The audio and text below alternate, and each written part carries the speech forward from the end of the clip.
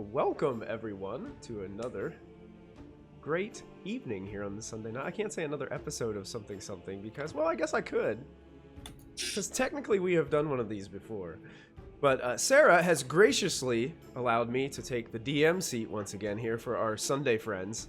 So I'm gathered here with most of our Sunday group. We have a couple guests joining us tonight for a special Icewind Dale themed one-shot. So we're glad that you guys are here tonight to witness the chaos that we'll surely assume here pretty much in the next few moments. Before we get started, I do want to take a moment to thank some of our sponsors. I want to thank Twitch, Streamlabs OBS, and our good friends over at Little Dragon Corp and Cardboard Castle Games from Evans, Georgia. If you type in !Little Dragon in the chat box, you'll get a quick link to Little Dragon Corp's website where you can order some really cool dice and other RPG related gear. If you use the coupon code PROBONUS, you will get 10% off of your order. I know for a fact that that code works because I ordered some Little Dragon Corp dice right before we started this session tonight. So it is legit. It works. I saved $2.40. No excuses. So make sure you use that coupon code. It does work. And if you type in !CCG in the chat, you'll get a quick link to Cardboard Castle Games website where you can order some things from them as well. They are my friendly local game store. So they support me and all my craziness. They're responsible for all the unpainted miniatures I have that I need to stop buying because I have to paint all the ones that I have before I should buy any more. But I know that won't happen because next week I gotta go pick up Tasha's Cauldron to Everything. And yeah, I'll probably buy a few then. So Robert, if you're watching from Cardboard Castle Games, I'm coming. You just wait. So check them out. Very aggressive. Get ready. Prepare the store. Here comes Michael. Look at all those primed. Look at all those primed unpainted minis sitting on that shelf back there. You are guilty so too, Ink. You are guilty. I'm so bad. I'm so bad. And you see one of those say, "Ooh, look at that sculpt! I must have it." Well, yeah, I've got like 3 dragons in the. Curse you, expendable income!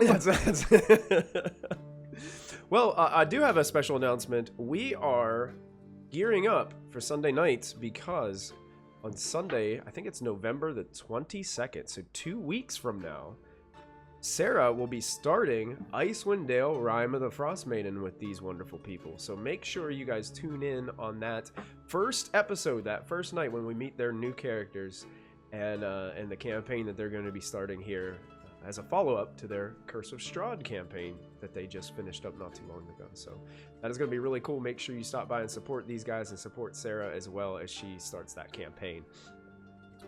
Anybody have any other announcements or can think of anything that we got to throw out there before we begin?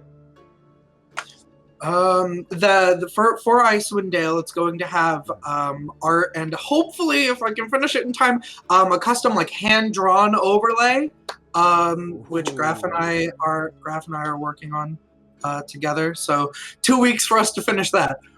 We can definitely do it. We're definitely doing it. Awesome. That's fantastic. I can't wait to see that. All right. Well, if that is all, without further ado, we're going to jump back into the frigid cold of Icewind Dale. The northern edge of Faerun, trapped between the spine of the world and the Regad Glacier. Cameron, Farewell, and Hugh. You guys are returning from a travel to a few of the other 10 towns in this area.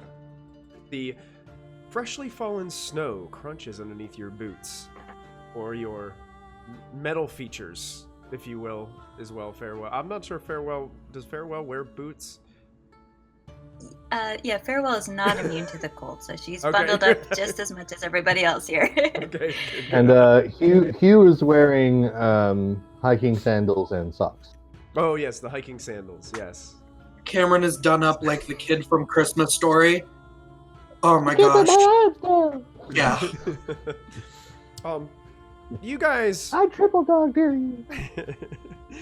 Now, here in Ten Towns, it is dark more than it is daylight here. So you're getting kind of used to that aspect. It's kind of like being in Alaska, where there's only a few hours of daylight in certain times of the year, and then it pretty much is dark the rest of the time. You guys are making your way. It's probably early evening when you guys arrive back in that familiar town of Mead. But you guys saved a little child from being kidnapped by an ice troll last time that you guys were here. Your reward for that was that you have some free room, free lodging here in the town, and free beverages while you were here. You guys make your way into town, and your passive insight would tell you that town is getting to that. It's at that stage again that you left it when you were here before.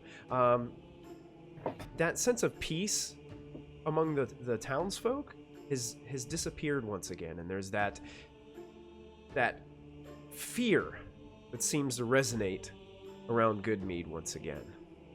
I'm going to take you guys over to something in Roll 20. This is actually what Mead looks like.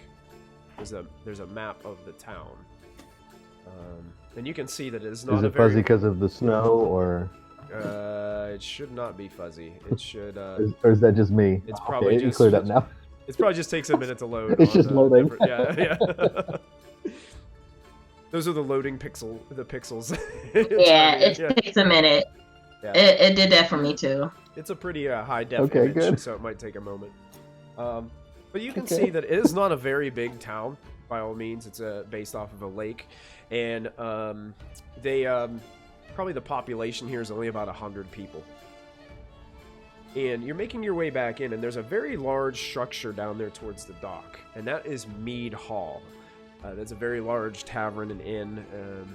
And outside of Mead Hall, you guys notice that there are 3 other individuals that are geared up for travel in this harsh environment.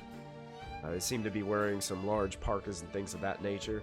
And you recognize there is a human woman standing out front. You guys would know her as Nelru Juzik.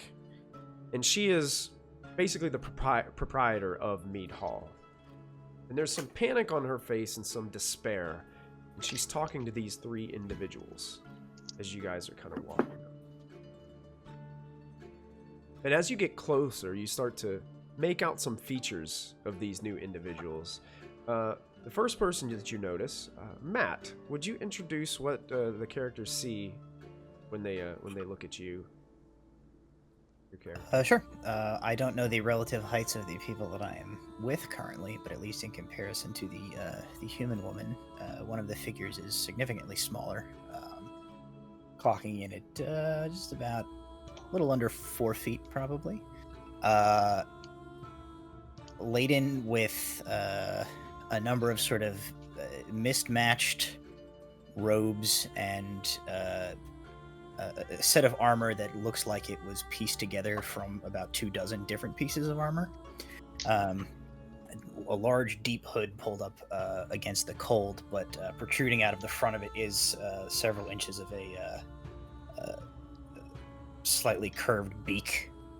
On their back is a travel sack that appears to be bursting, almost to bursting.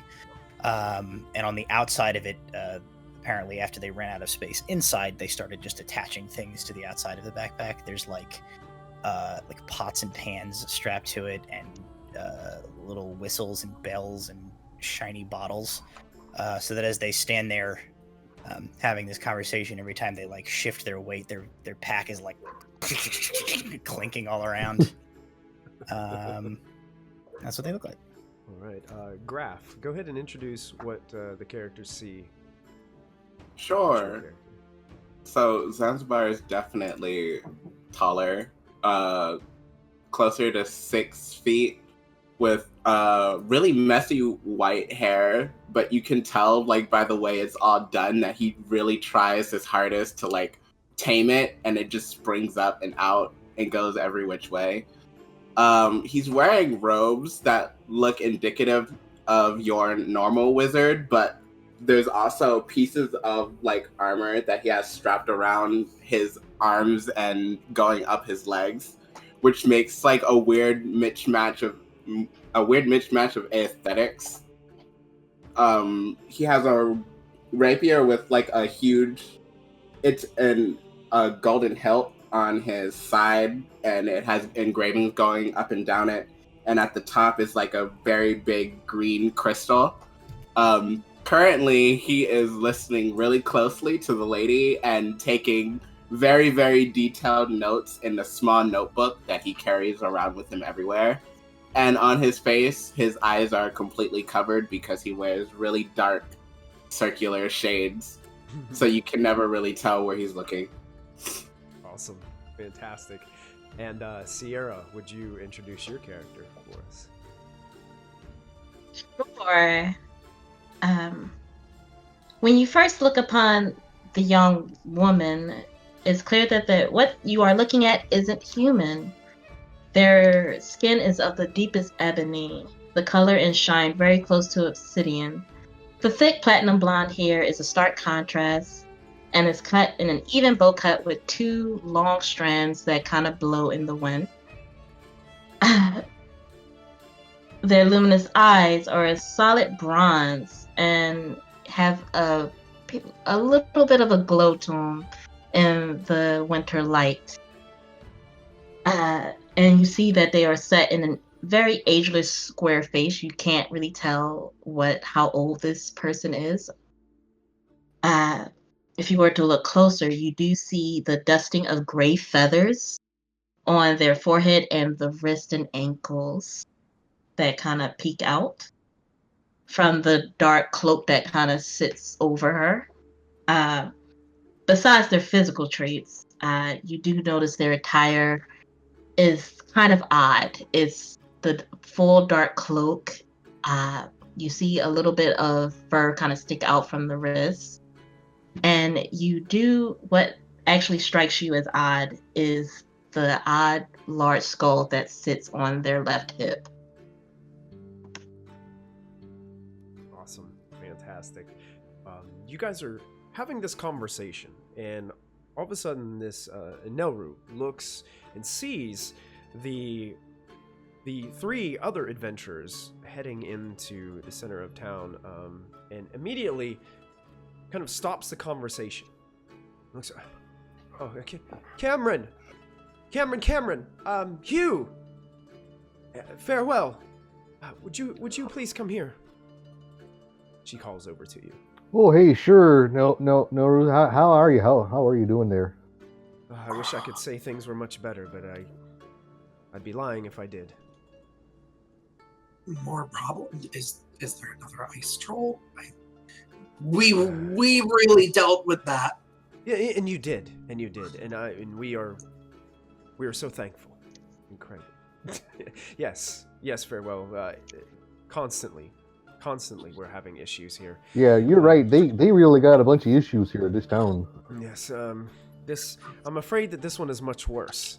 You see, the ice troll was, well, not quite as intelligent. I fear that we might have some kind of a more intelligent individual causing havoc around here. 3 nights ago, we had an issue. Have you ever heard of a Verbeeg?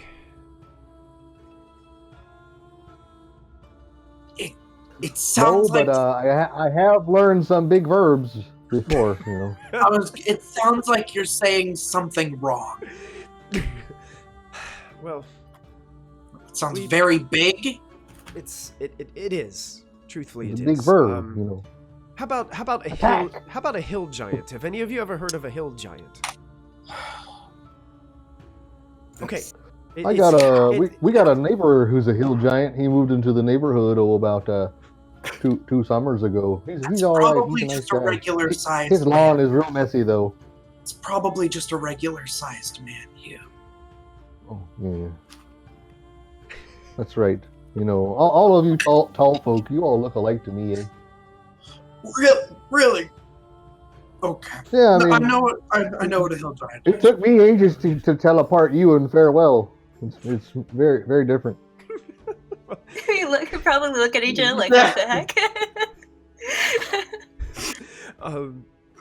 So she just like stops talking and is allowing this conversation to take place as Hugh just and Cameron just start talking back and forth about the neighbor. Well, hey, let me just tell you, it's imagine a hill giant that is intelligent. That is basically what a Verbeeg is. That's not fair. I know it's not. A few days ago, a Verbeeg came into town, and it snuck up behind one of our caravans and was able to pluck 3 large casks of our finest honey mead. In the process, our beloved town speaker saw the act in the process. His name was Kendrick. He tried to stop the Verbeeg himself, but was killed. No matter the efforts of our townsfolk, we could not save him. And the Verbeeg has made off with these 3 casks into the forest. I'm sorry. Vigorously writing right now. it's I see.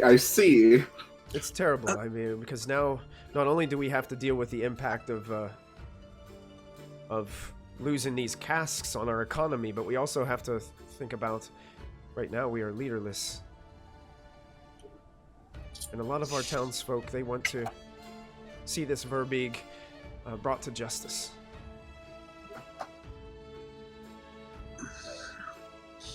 Cameron is like thinking about how he's apparently not going to get some warm mead because he's very cold. And who? He's like looking at the 3 very much not normal Icewind Dale residents. Excuse me, I apologize. Let me introduce you. This is Zan. Farewell. No, not Farewell. That's Farewell. We've got Zan, we've got Cricket, and we've got Bethia. Zanzibar does like a really deep, like obviously noble bow. Hugh ignores the bow and goes right to him and sticks out his hand. Oh, hey, how you going? Hugh Hagebinder, nice to meet you. Cameron kind of crosses an arm over his chest and does more of a knightly, like how a knight would bow to a noble. And yeah, that's our friend's name there. They ain't saying goodbye. You know, they're saying hello. Cameron Baudelaire. That's farewell. Kind of squint. You all. You look like somebody. Party handshakes all around. I pull out my card pack and I start handing out business cards. Hugh Hagebinder. Hugh Hagebinder. And what is your business? I take one. Oh, I make all kinds of paper goods. You know, I was in the business for over 100 years. What? I didn't get. Do you make scrolls? Oh, I can make anything out of paper, parchment, anything you want to write on, eh? Cricket takes one of the business cards and then like goes around and gets in the back of the line again of the rest of their party to try and get a second one. Oh, you rascal, you! You're just like one of my grandkids. And he pulls out a lollipop and gives it to you.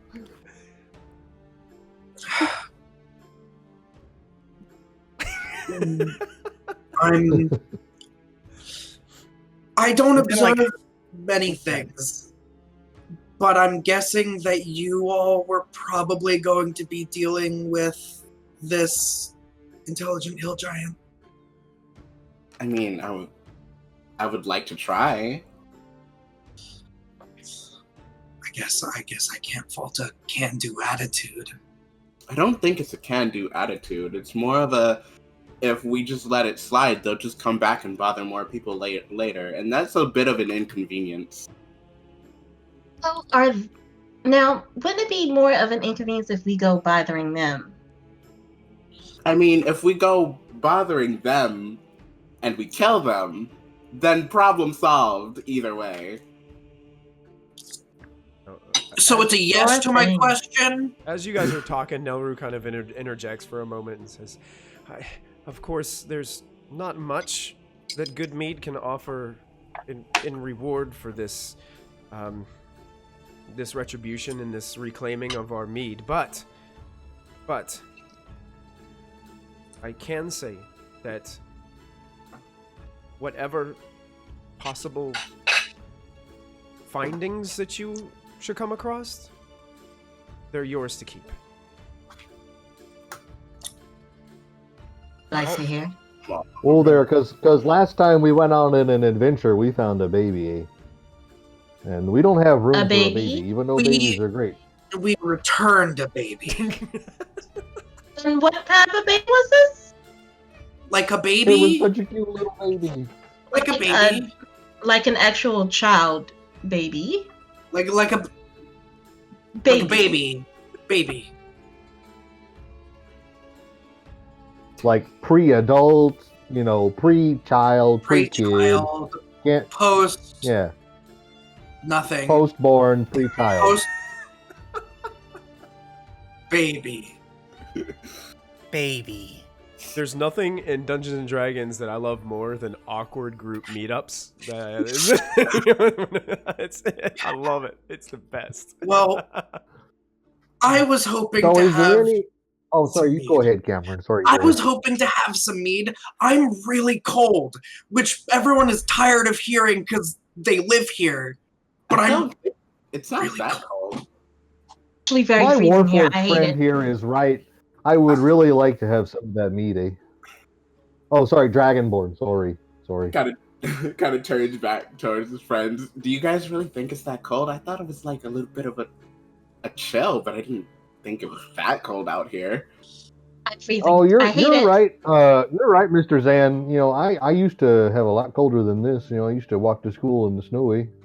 Yeah, up the hill both ways. That's right, because we moved our house from our summer home at the bottom of the mountain to the top of the mountain during the day. So I walked halfway up the mountain to school, and then after school, I walked the other half of the mountain all the way up home. Eh? You remind me of my dad. I like your stories. Speaking Oh, of that's so kind of you. speaking of walking up hills, which way did it go?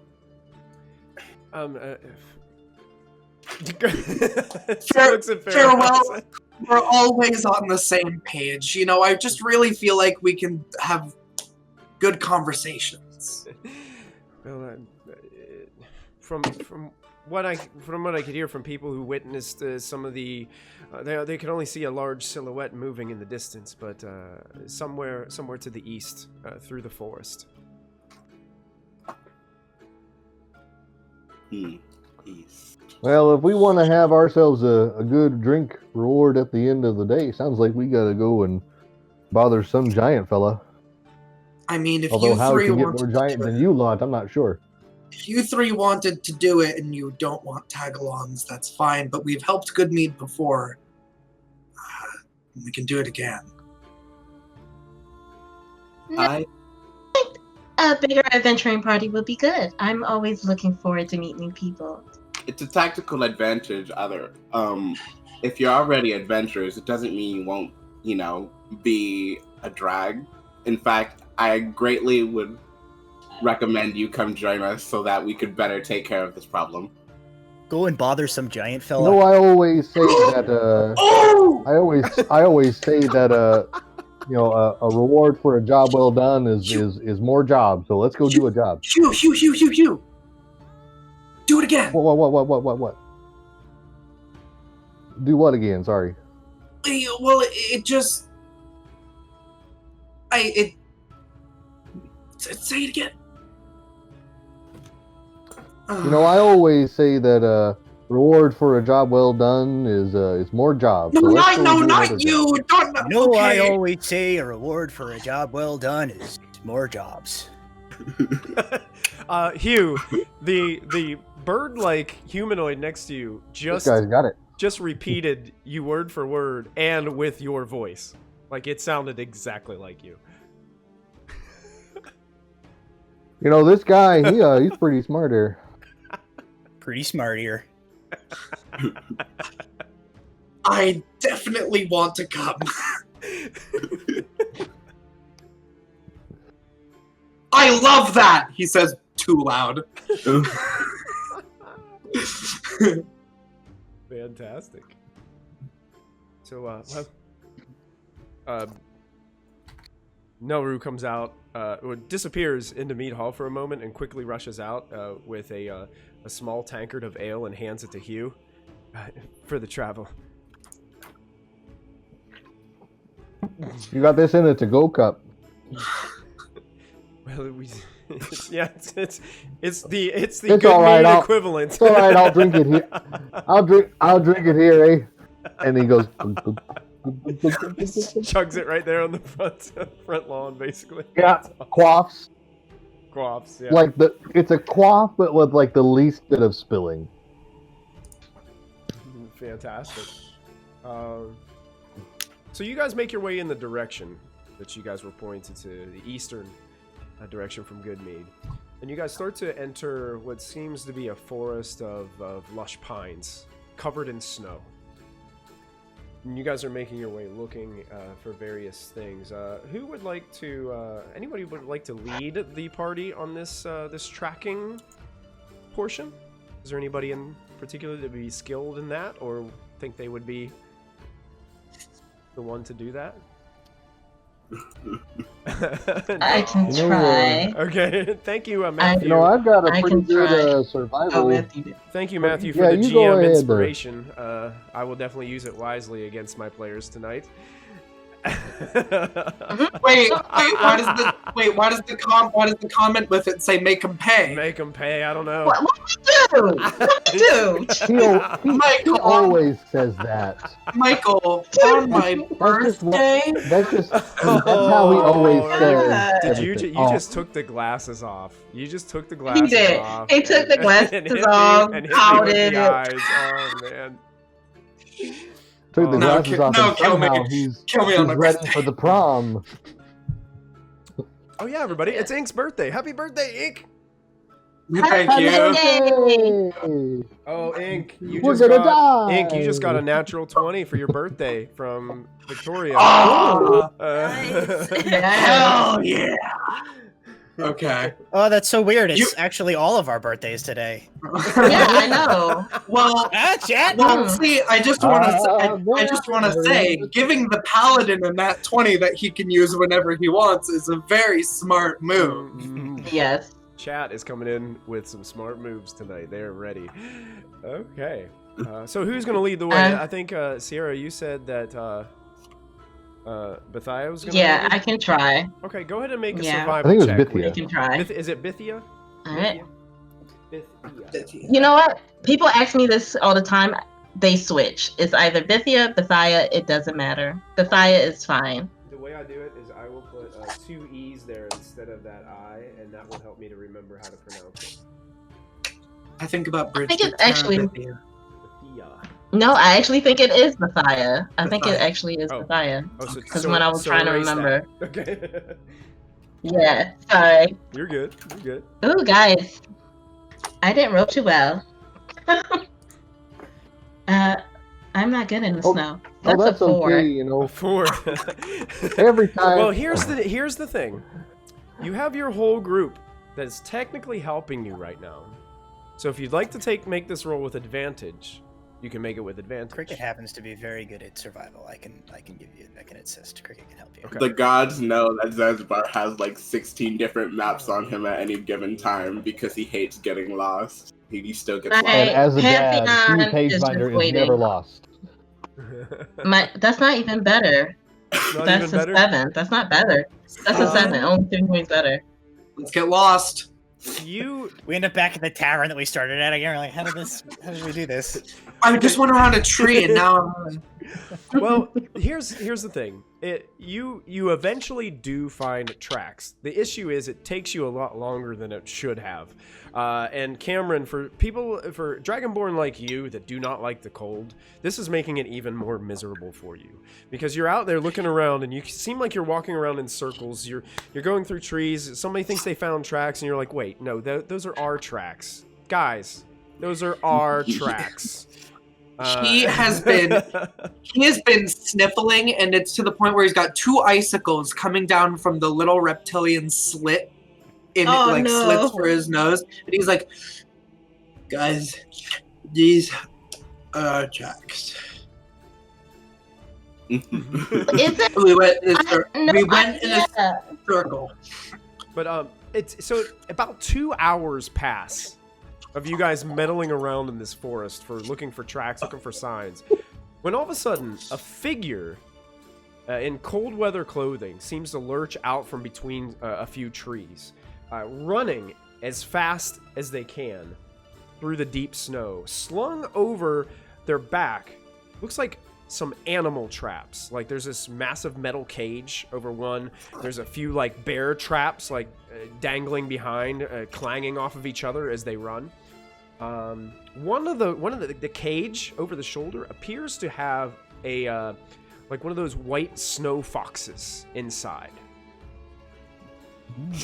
And they seem to run out into a clearing that you guys are kind of milling over. Okay, we found our own tracks again. Now where do we go from here? And they burst out through there and start to approach you rather rapidly. It doesn't seem like they've noticed you. Like their head is down, they've got a hood up, and they're just like running in that direction. Do they appear to be fleeing from something? They look to be a little terrified as they're running through. The way as they running, I kind of step to the side so they can run by me. Okay. Cameron probably steps in the spot that you stepped aside because he thinks more like a wall. And like, Cameron, hey! Immediately as you do that, start going, hey, poof, this figure just mows into you. And you fall to the ground. This person drops this cage. I want to dad reflexes and grab Cameron. Okay, you grab that's right, Cameron. you have dad reflexes. you kind of I don't actually have dad reflexes. It's not a thing on my character, but I want to just actually do that. Like I want to just like grab Cameron and pull him to safety. Okay, yeah, Cameron gets knocked into, but you quickly grab like the fur coat or whatever Cameron has on right now and kind of pull him over closer to you as this figure slams down into the thick snow beside where Cameron was standing, and the rest of the group's kind of surrounding this figure. The hood falls off of this figure in the process as the cage and the other traps hit the ground, and you can see it's just a human man, about middle-aged, just sitting there, has a terrified expression on his face, looks exhausted, looks like he's been, overexerting himself to be able to get all these supplies out of wherever he was going in a hurry. I didn't expect anybody to be out here. I'm sorry, I didn't mean to. Oh, you guys got to get out of here. Let's just head back to Good Mead. Let's just go. Oh, slow down there, Sonny. Starts picking himself back up. Puts her. My friend here is right. We got a question for you. Do you have any idea if there's a monster hereabouts? A big monster, even bigger than yourself, sir. I don't know. It had to have been a monster, but just up the way there through the forest is, well, a few of the members of the Goodmead militia. They must have came out looking for Kendrick. But who? But they're not with us anymore. It's the pretty. Keeper of Good Mead. But they were coming to. Well, we happen to be looking for this Kendrick fella. Well, unfortunately, they must have been looking to redeem him, because Kendrick is dead. But I'm sorry, I'm just so frightened. It's Hey, there's no need to be frightened now. You're just fine. Hey, you got there that fox thing there. When you go up there and you take a look, you'll be frightened too. It's a mess. Oh, this, this was when I was coming out to check my traps. This is one of the spoils of the trap. No! If you'd like, I'll sell them to you. Well, hey, yeah, but I'd prefer to have that fox there alive, you know. Oh, absolutely. I'll sell it to you as is, 1 gold piece. Oh, you betcha. And he takes out half. Like, what's half of a gold piece? 5 silver. 5 silver. He takes out 5 silver and says, my friend Rave Damsey, he always says you gotta bargain a little bit, eh? Is this really the time? Hey, I'm trying to save this here fox. I'm trying to save this man. I'll give you 5 silvers. You said he's already dead, eh? Make a persuasion check, Hugh. Hugh! You betcha. Jack of all trades. Here we go. All right, that is a 16. Okay, deal. I'll take the 5 silver, and he takes the 5 silver, hands you the whole cage with the fox inside, and then grabs the other. Oh wow! Grabs the other traps and, if you excuse me, I'm getting out of this forest. Are you hurt? Oh no! At all? No, I okay. I'm fine. I just I want to get back. I want to get back to good meat. Don't run. You can slip on ice, and then you're hurt, and then we'll be gone. We'll take care of it. You might crack and split your brains all over the ice. That's not a good way to go. I wasn't gonna go that graphic, but that's fairly true. Moving slower. No, they're right. Do any of you have any snowshoes? No. Oh, I was just gonna offer. No, because I probably have to have the warm weather clothing. I'm too freezing. And he's holding those Hey, 5 silver that Hugh just gave him, and he's like, because I was gonna offer 5 silver for them. You know what? I can make you some snowshoes for 5 silver there. It'll only take me about 10 minutes. Hey, listen, I'm not staying here for 10 more minutes. I am out of here. I'm not doing All right, this. fine. Don't know a good deal when you see one, eh? Oh, he pockets the 5 times that silver, way, puts the chains up over his, and he just starts retreating back the way, like the direction that you guys came from, and just marches through some of the pine trees and disappears. And now you have a cage, Hugh, with a snow fox inside. What are you going I to use do? my tinker's tools to open it.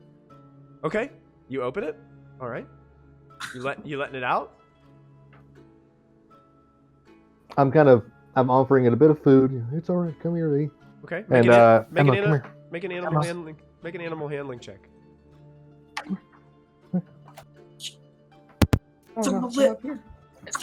Farewell is gonna point over at Hugh and hold up this card. and this beautiful white snow fox.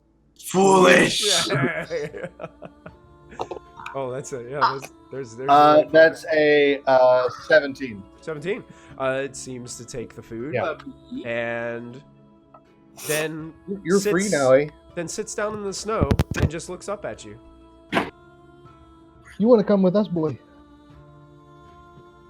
Doesn't really respond, just looks at you. All right. Be free and be blessed. Hey, come on. What are you guys waiting for, eh? We got a militia to say, let's go, eh? And he just takes off in the direction the guy was running from. Okay.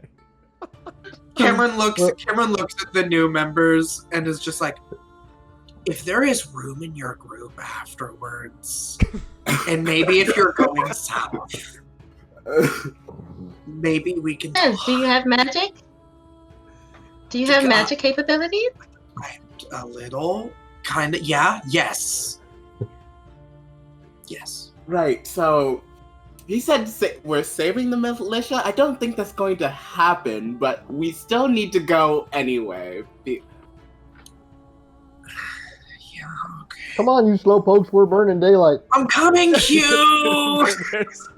There hasn't been daylight for hours. I don't have dark vision. I can't see. I'm cold. It's pitch black. Is it like Yeah. really It's, dark? it's dark, yeah. Oh. It's night. Basically, I mean, it's only daylight for like 2, maybe 3 hours tops in this part. I mean, Cameron probably would have a torch if just to keep his face warm, and also he doesn't have dark vision. Okay. Hold it really Besides, close to your will face. cast That's a great light on her idea. hands. She'll cast light on one of her hands. Okay. Yeah, I was about to And There you say. I I did have, last. better. I have the spell Dark Vision because There you go. people traveling with people who can't see, and the dark is annoying to them. So he's just like, here you can see now. We did pick up a drift glow at the end of the last. We- So one of us three You did? might have Did. picked that one up. I It says feel that. like either you or Hugh would have it since I have them all.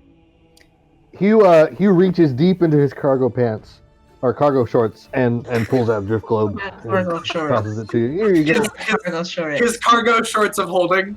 Cargo shorts of all. Yep. Oh, Cricket's dear got a, Lord. Cricket's got a No, bullseye that's lantern actually a as well. thing for this class. It can hold A up to bullseye? 70 A pounds. bullseye lantern, yeah. Oh, nice. Yeah. So anything you guys want to do, the lantern. It is a pretty dense forest, so the lantern's only going to be able to. It's not going to. It's going to help a little bit with the about 10 or 15 feet in front of you, but the trees and snow-covered branches are going to kind of block it from distance. But yeah, you guys. Hugh's leading the way, making his way towards the direction that this human man kind of said he saw something terrifying. You guys head through. Can I cast mage armor on myself before we get there? Sure, absolutely. Yeah, with some incantations. Yeah, she just puts her hand out in the dark of like the light without in the shadows, pulls it back and let the shadows run all up her body and cover it into like a solid armor. Because I was I just like about that. to ask if the light like That's reflects. so rad. Does the light Yeah. normally reflect off of your like obsidian skin? Yeah, Is it does. actually that? Ooh, It's really that is dark. vivid. I love Cameron that. and I are looking very respectfully because Cameron thinks that you look so cool, and 3 of us are reflective. I have metal scales. There's a I robot. love it. I You love can't see it. much of my plate, however, but it would also be very Or dark. or my You can just but see yeah. my eyes. See, Bethia just wants to welcome you into the coven. Come on, let's go. Oh, look. By the way, I know it's not necessarily the time, but I just want to say that you look absolutely amazing. Wow. She smiles. Oh, thank you. You Okay. look as amazing as well. Compliments. So, Hugh, the one thing that you notice whenever you're moving ahead is that fox is following you, just kind of scampering along with you as you head towards this area this man came from. As you guys all approach a small area that's kind of open here, it's a clearing within the forest. Amid these snow-covered pines, you discover what seems to be the remains of 5 militia members who look like they were clubbed to death. The new fallen snow has already begun to settle on their corpses, but the scene is rather gruesome and grotesque. There's sprays of old blood underneath the new covered, this light-covered new layer of snow that's on top, and their flesh seems to be almost it's frozen. It's turning bright blue, and it's a pretty terrifying sight. You can see why this man was so frightened when he stumbled across this. Zan kind of like does a little like hand over hips bow over one of them and kind of just like pokes with the rapier and goes, "Yep, didn't think we would be doing any saving of any militiamen today." Oh, fortunate. Kind of, well, I will start investigating around for anything of interest, though. Oh, sure. Go ahead and make a, we'll just call this an investigation check. Go ahead and make an investigation check around the area. I'll make one too if that's no problem. 17. 17? All right. 16 for me. 16. You guys do notice that they were armed. A few of 2 of them had short swords. 3 of them had spears. They didn't have a whole lot of other gear with them. One has like some standard kind of adventuring gear. One has like a 50-foot rope. One, they all had canteens, filled with water, water skins. It seems like they traveled pretty light. Looks like they were in a hurry, but made sure to bring weapons along with them. And you do also notice around the area there are large tracks in the snow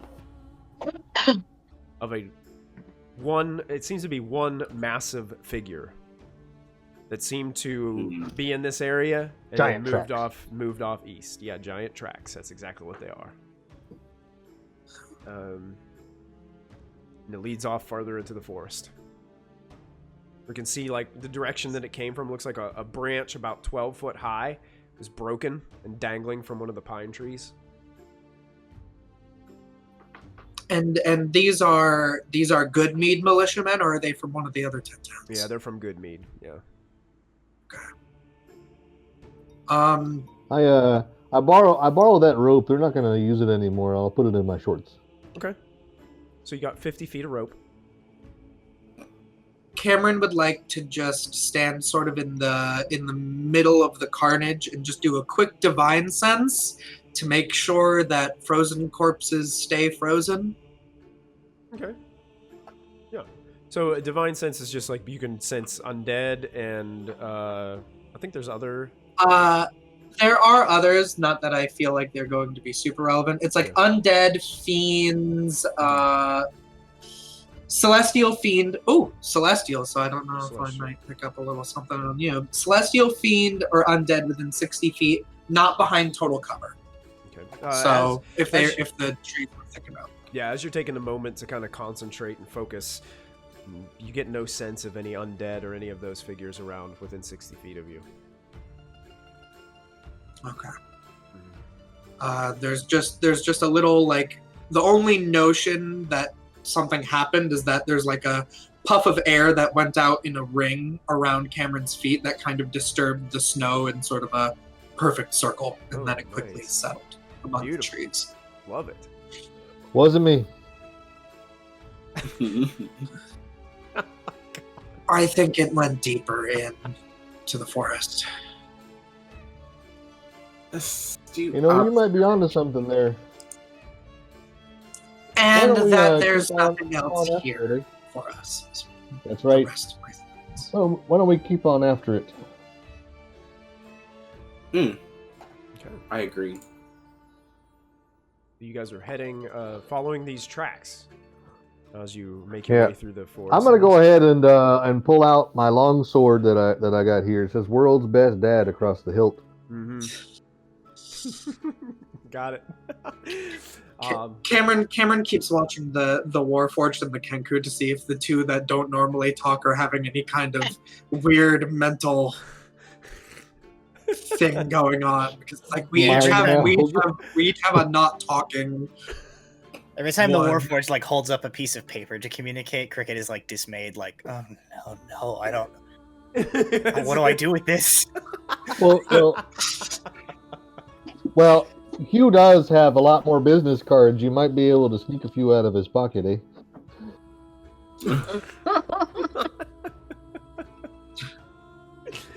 Well, you guys are trudging through. Is Hugh still leading the way? Is that, or did Bethia take the lead back from Hugh? I think I'll take the lead. Him go. If that's okay. Okay.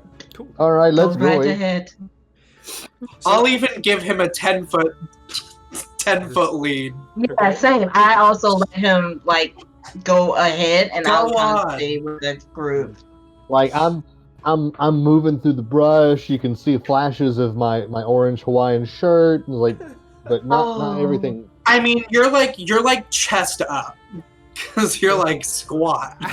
Are you a gnome? Are you a gnome or a dwarf? I'm a dwarf. Okay, I'm like, wait, is he really that tiny? No, he's not that tiny, but Cameron is pretty big. Yeah. Oh yeah. And as you guys are making your way, following this path, about 5 hours pass, trudging through this dark, cold forest. And then it seems like it happens out of nowhere. But all of a sudden, in front of you, Hugh, about 10 feet away from you, out of a little snowdrift that seems to be brushed up against a tree, pops this small figure out of the snow and then whips a golf ball sized snowball right at your face, which goes Batter up. and then you kind of shake. You're kind of startled for just a I'm gonna moment. try to- I'm going to show you guys what this creature Oh. looks like in your. I was gonna try to hit it. So I'm going to give you guys. I'm going to show to players, show to everyone. You guys should see what the little creature looks like. there. Yes, I love these guys. I want to be So one. cute. And it starts to Yeah, make this same. noise that you hear. It's got and then the wolf or the fox that was right next to you growls a little bit and takes off towards this little creature. And the little creature goes and starts to just run and rip across the top of the snow. And the snow fox is kind of like just hopping, like galloping right after this creature. It's diving behind trees and rolling around and just like carving around this little thing. And this fox is now chasing it around you guys and around the trees and around the forest. As the fox is like chasing this Chwinga, Hugh wants to go ahead and like make himself a really nice packed snowball. He's like tracking, and just at the right moment, he wants to just huck this snowball right at this Chwinga for hitting him in the face with the snowball. Okay, go ahead and make a dexterity check to see if you can hit the Chwinga. You don't get to add your proficiency bonus unless you're proficient with improvised weapons. 18 plus 2 for dexterity is 20. 20. All right. So Hugh's lining up. You guys watch Hugh lining up as this chaos just all of a sudden just takes place, and he goes Cute. as he lets loose this snowball, and it's one of those things where like the kids playing video games have to like lead their opponent with the sniper rifle to be able to hit them as they're coming into view.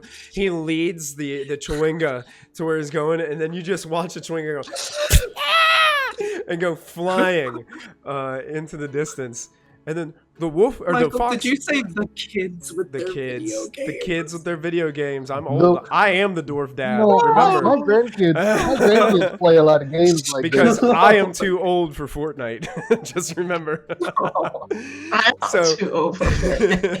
So as the Chwinga goes flying off in the distance, the fox just stops, like startled, and looks back towards Hugh, and looks back towards the Chwinga, and the Chwinga's laying there in the snow going. And then slowly I'll give the fox a whistle, and I'll come over to check on the Chwinga and just kind of pick it up Okay. gently. Hey, easy there now. The fox actually is now like right up against you, Hugh, and like a dog begging for a treat, up on like one leg, like on your thigh, kind of like looking up towards a Chwinga, and the Chwinga just looks at you and is like, doesn't know, it's just kind of staring at you, but is still kind of rattled and stunned a little bit from the impact from the snowball. And it looks down and is a little terrified of the fox that kind of looks up, and as they make eye contact, the fox growls just the slightest bit. And then the Chwinga all of a sudden like reaches behind its back, and you see like this mystical white sparkling glow start to form from behind him, and he pulls his hands out like this, and there's this berry in his hand. It's like this little blueberry, and he holds it out down towards the fox. And he kind of looks at you, Hugh, to like lower him down a little bit towards the fox. Well, I know quite a bit about dogs and animals and such, and I know that dogs and animals and such like this, they are not really herbivores, more carnivores, eh? So I'll take that. Thanks very much. And I will reach into my pocket and I'll pull out a bit of jerky and I'll toss it to the fox. Okay. Good boy. Who's a good Alright. boy? Are you trying to take the berry from the Chwinga? Yeah, I'll take the berry from the Chewinga. He doesn't let you you take just it. give Like he pulls it animals. back. He pulls it back. And goes and points to the fox. I'm a little. There I go. Are you trying to hurt this here fox?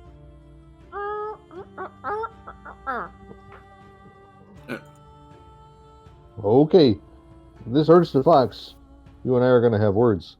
And I kind of lean him down so he can give the berry to the fox. Right, as you lean him down, the Chewinga like holds out the berry slowly. The fox sniffs it and goes.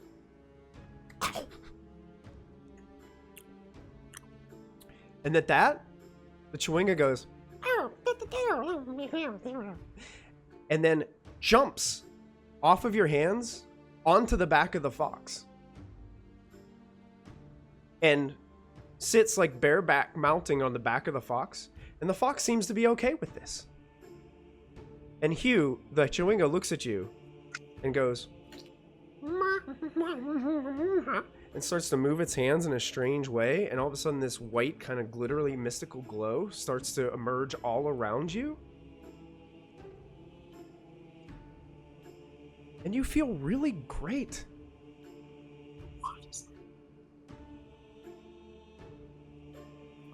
And then the Chewinga just... All right. And the Chewinga just seems to be satisfied sitting on the back of the fox. Waiting for the next stage of its own adventure. Do any of you All right, guys...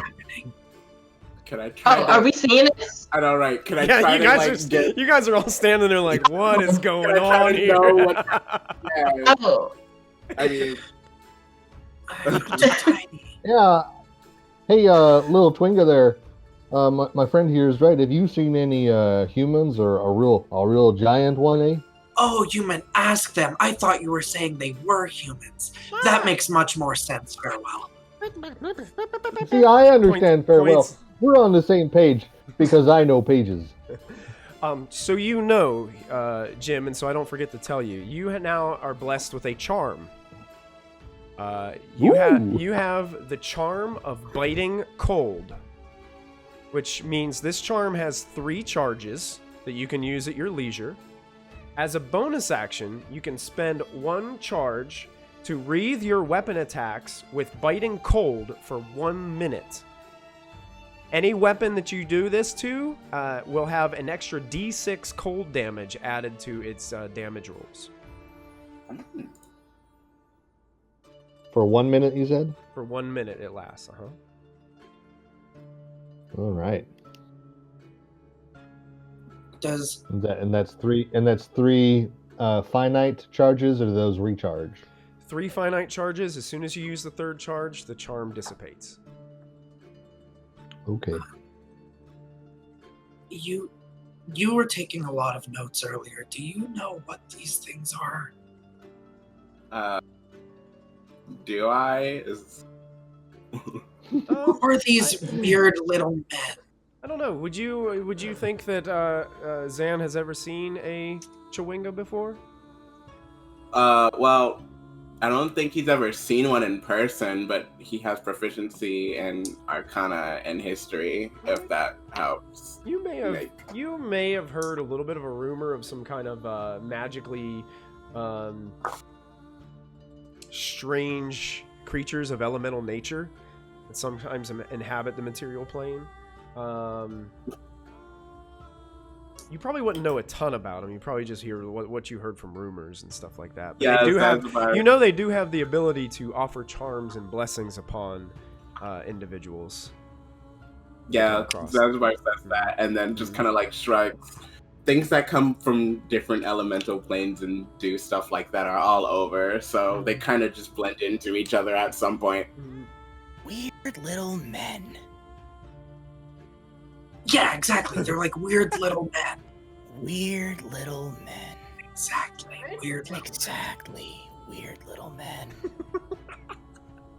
Do I sound that devious, or does it just sound like that when it comes out of a tiny body?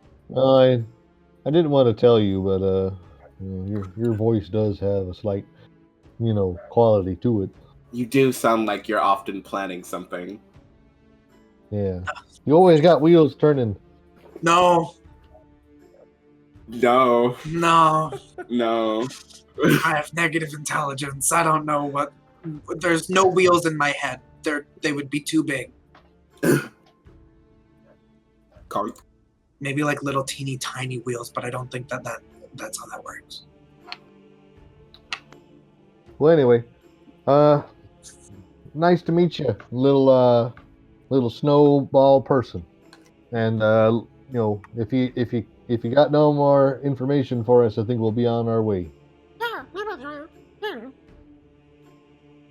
Oh. He just makes nonsense noises, thinking that he is speaking. Do I know what kind of language he speak? What kind of language Shane can speak? You're not really sure it is one? What? Oh, okay. It could be just noises. Like, it doesn't seem like... Oh my god. And while I'm making... And while I'm making these noises, I'm making like kind of standard, like sign language things that could be understood possibly by anyone. He tells the chewing at a steel third base.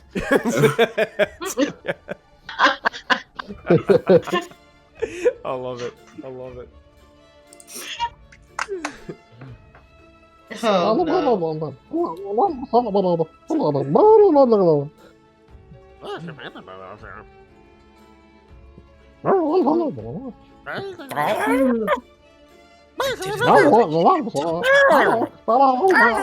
Oh dear.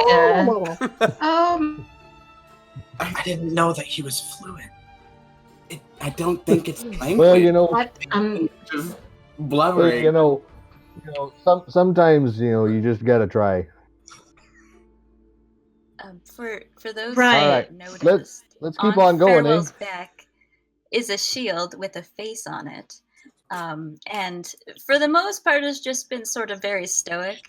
But as soon as this whole episode started, it's been displaying several different emotions. As from what you can see, there's just two blue crystals that haven't really been changing at all, unlike most people's faces. So it started with, LOL, classic. And right now, it's just very, very confused. You said on your shield or on your face? On my shield, on my back, because my face is a robot face and it can't show emotion. So in order to make up for that, I have a shield that does it for me. Maybe if you believe. Like we were able to get magic items the first time we did this, and Keplin chose a magic item that's like has a shield that portrayed emotions. Is that right? I don't remember what exactly it's called. I think it's the Shield of Expression. Yeah, shield Yeah. expression. Yeah, it's one of those like common magic items that don't have like a mechanical benefit, but offer a narrative benefit. So, it's pretty Yeah, cool. I'm not using it as a shield. I'm using it as the face. There you go. Nathania is so fascinated. She's just like, that is amazing. That is beyond amazing. I mean, I have a rod that like extends into like a 10-foot pool. I got magic stuff. Well, Hey, we're everybody's not like having a showing off bragging their contest here, Cameron. as everybody's showing off their magic items. Cricket goes into their pack and just takes out like a whistle, and it's just like. I What- that whistle. what does That it is do? amazing. I point at the whistle. I point very emphatically at the whistle. I hold the whistle to Farewell Oh. to see if they want it.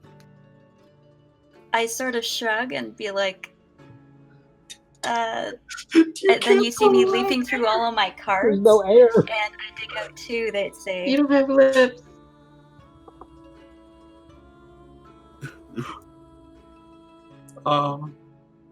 can't even whistle. You see, like, Cricket like looks at the cards, and then like looks back at you, and is like still holding out the whistle. And it might become apparent at this point that Cricket definitely can't read.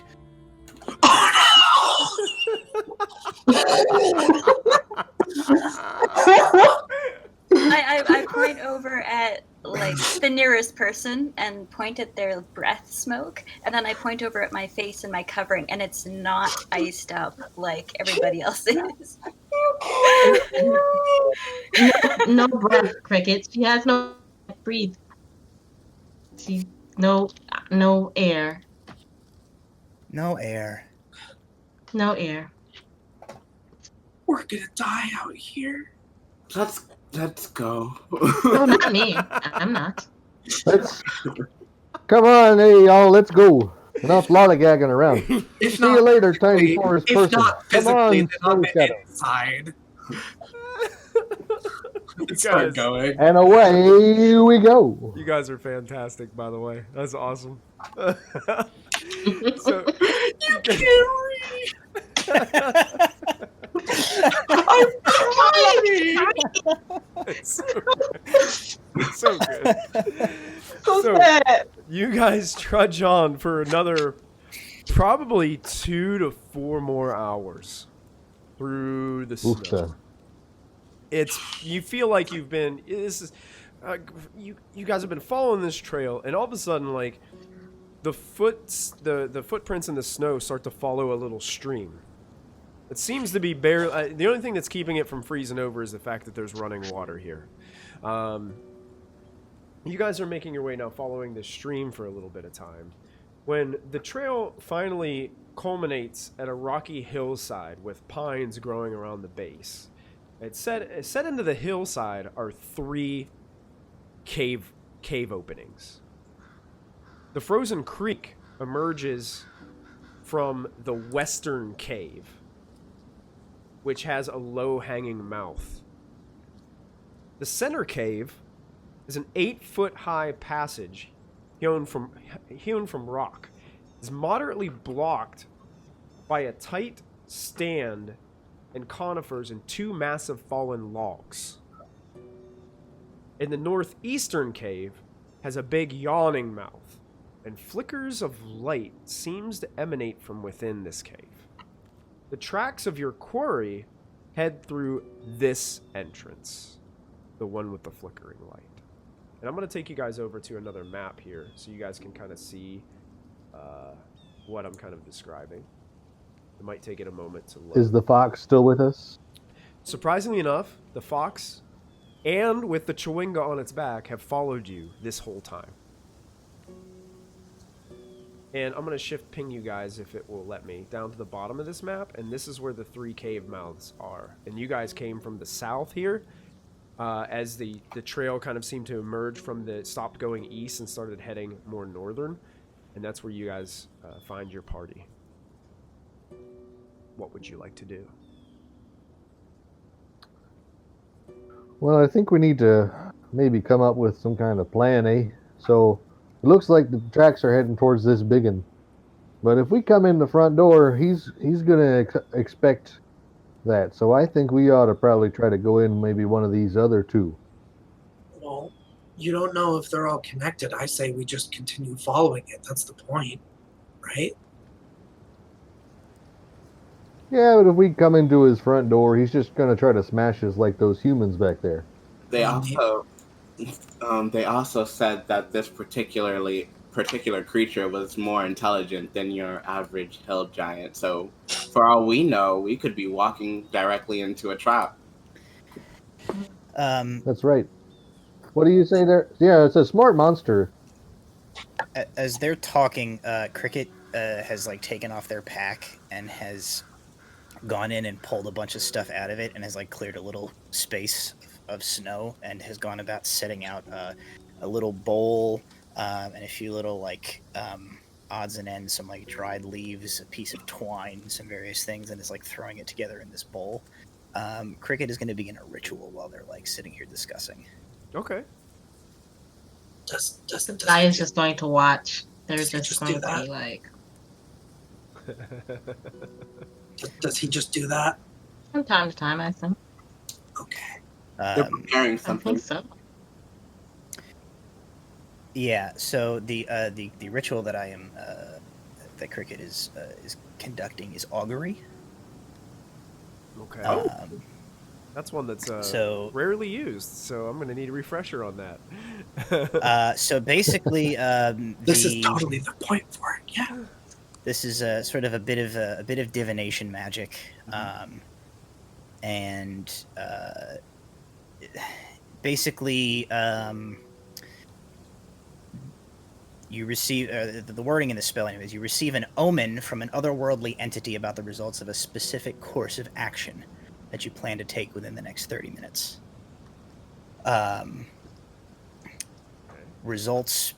Potential results being wheel, woe, wheel and woe, or nothing, indicating that the results of a course of action could be good, could be bad, could be mixed, or you just don't get a response. So cricket is basically kind of trying to divine out the consequences of going into a particular one of these possible tunnels. Okay. So is it like I guess for specificity's sake, one answer, or is it kind of like you can direct it towards a cave opening and then it gives you multiple will or woe? Is it kind of like yeah, that, so or? I guess for specificity's sake, I think I probably need to specify cricket is going to try and divine like what the if we follow the tracks straight into this main cave, like what is the result of that? Okay. Like I can say, at least like as a DM, when I've had players use this for me, I just I give them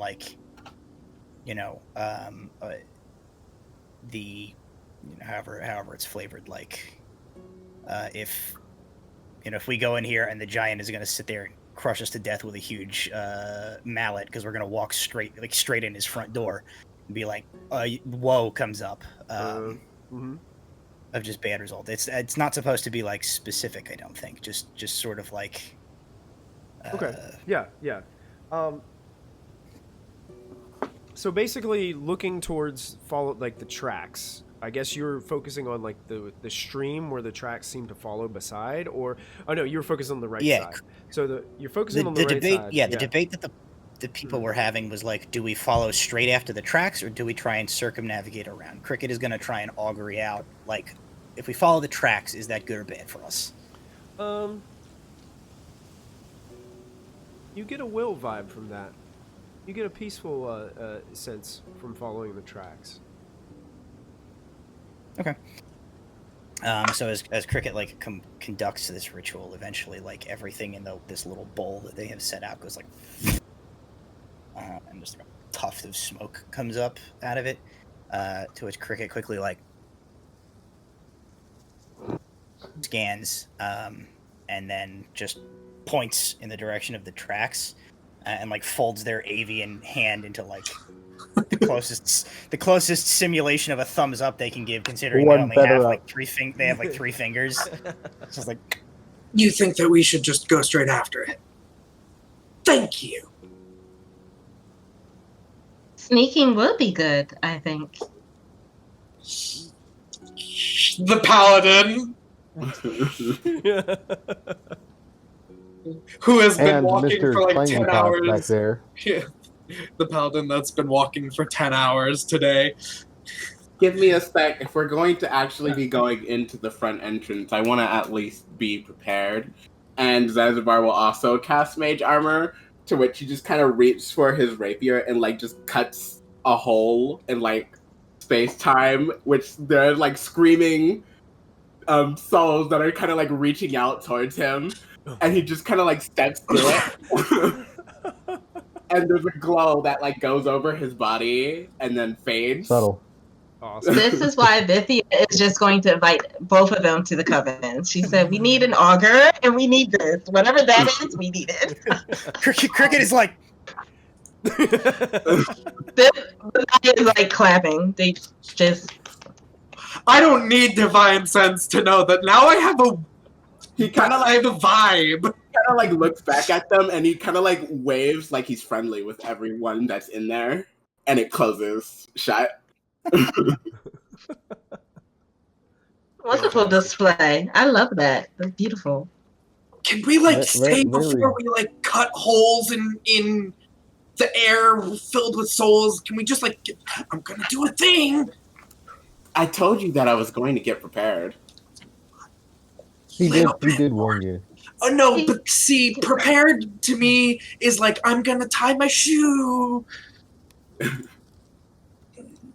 Anyway, Well, my let's, spells are for when we get in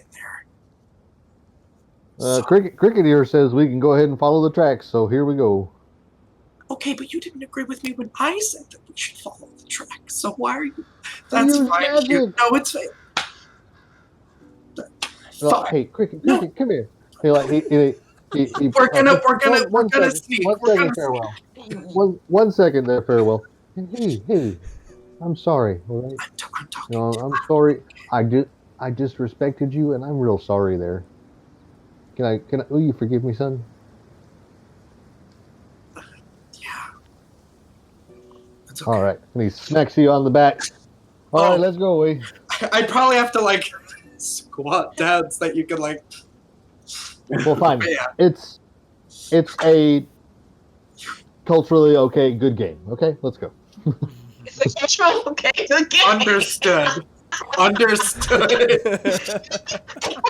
Cameron squats and goes into Skyrim stealth mode. Sneaking now. Sneak. All right. Cricket He imitates the tightens down gesture, his and their whole pack Birkenstocks goes. Hey, Cricket, why don't you bring up the rear, eh? I'll be with Cricket, and you all can sneak ahead. Bring up the rear, eh? Bring up the rear. The I like this guy. behind of the group. All right, come on, you guys. Those of you who are I'm sneaking, not going first. you may make stealth checks as you're Alright. following the tracks into this right-hand cave. I'll make the stealth check. I'll make the stealth check, but I'm letting them all go ahead. I'm staying back with Cricket. 'Cause I'm moving. 17. Yeah. Say, Also 14. probably near the front. Okay, Hey! so Zan had a 17. Hey! Okay. What did Farewell roll? I got a 21. 21. Hey, cheer. Bethia had a 17 as well? Yes. Alright, how about Cricket? How did Cricket do? 9. No. Oh. Okay. Oh, Cameron rolled a 5? Well, no. Okay. Okay, what did you say? You had? A 12 12. at that's disadvantage. better. That's good, yeah. That's better. He's got his arms out because he can't bring them down, as we mentioned, because Christmas story. So he Yes. just squats, and he's just waddling. He's just waddling. Fantastic. I love that. Love it. How I about, love it. Like how about Hugh? How'd Hugh do? I got a 14 there. 14 there. That's pretty good. the arms out the sides mean that there's no windbreaker swish because the arms are out to the side. It's not.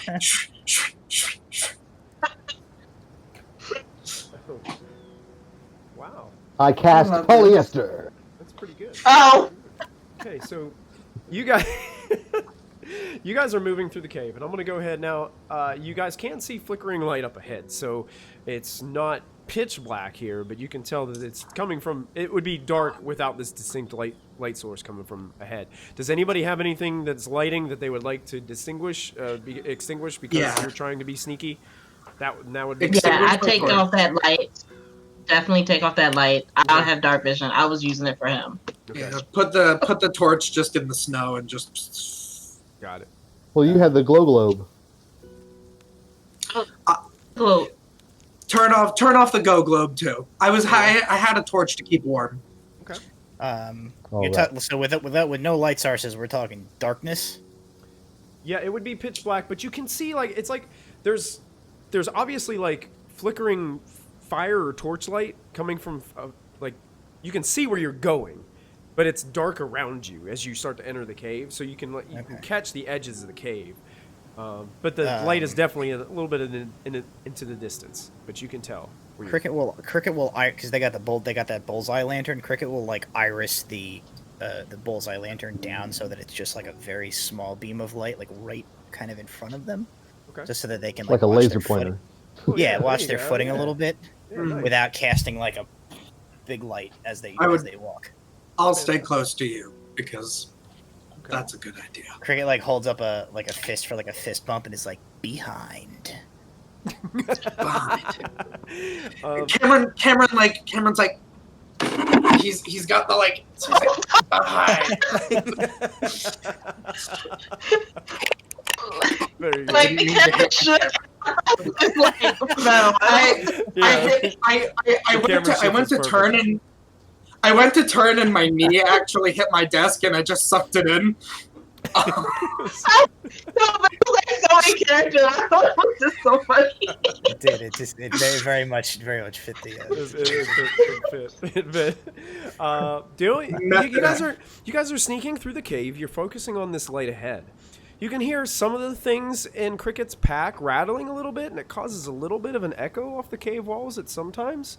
But Cricket's I am far carrying enough. 5 bells and 50 whistles. Yeah, you get an occasional ring of a bell that happens through the cave. But other than that, you guys are sneaking very well. I mean, you're keeping yourselves quiet. Nothing.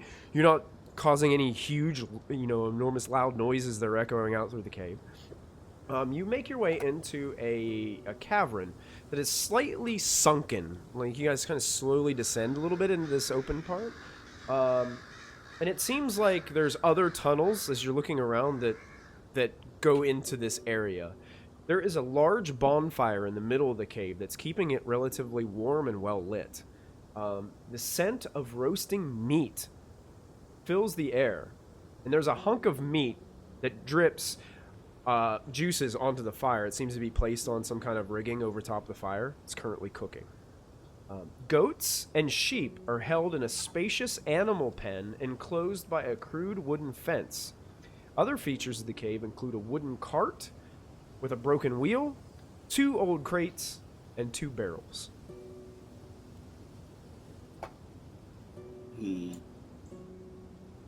There's no current sign of this giant.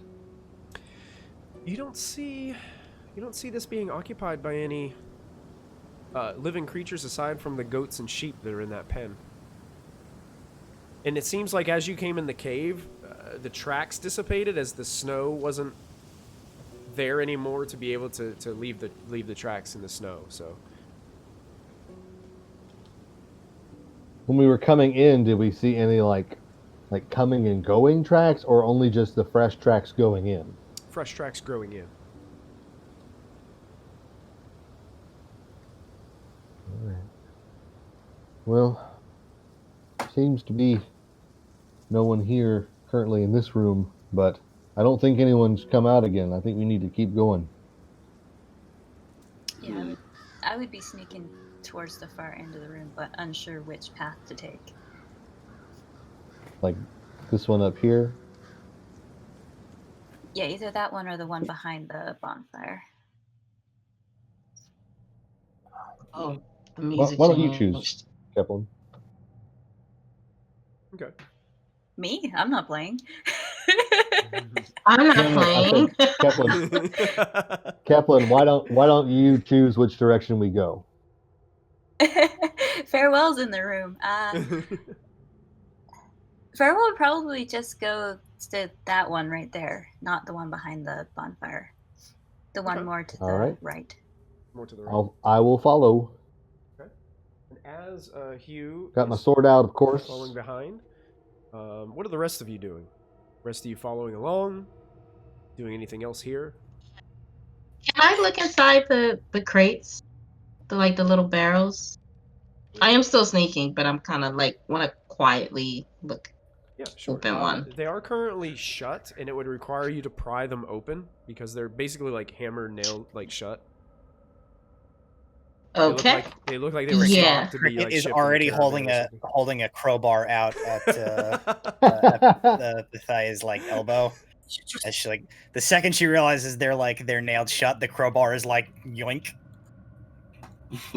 Thank you. Okay. Don't let me forget to give you a promotion later. So you're gonna make a strength check with advantage, since you have a crowbar.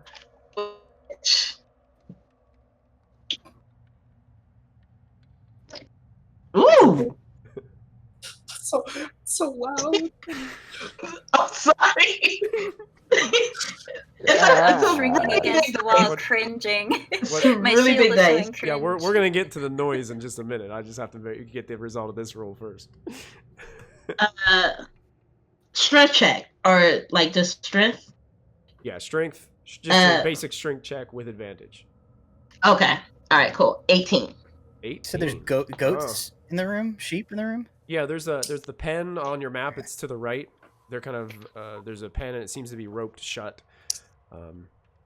Okay. Yeah. So Matthias over there jams this crowbar into one of the crates. You hear some noises start to occur. I would like you to make an additional stealth check Yes. Because Can I was like, oh, on top yikes. Can I help her with this by like Cricket just gives a little listen to the goat pen, and then like when she sticks the crowbar in, and then like every time she goes to like pry the crowbar, Cricket just goes like that That's brilliant. to like cover the Absolutely. noise of the crowbar. That's brilliant.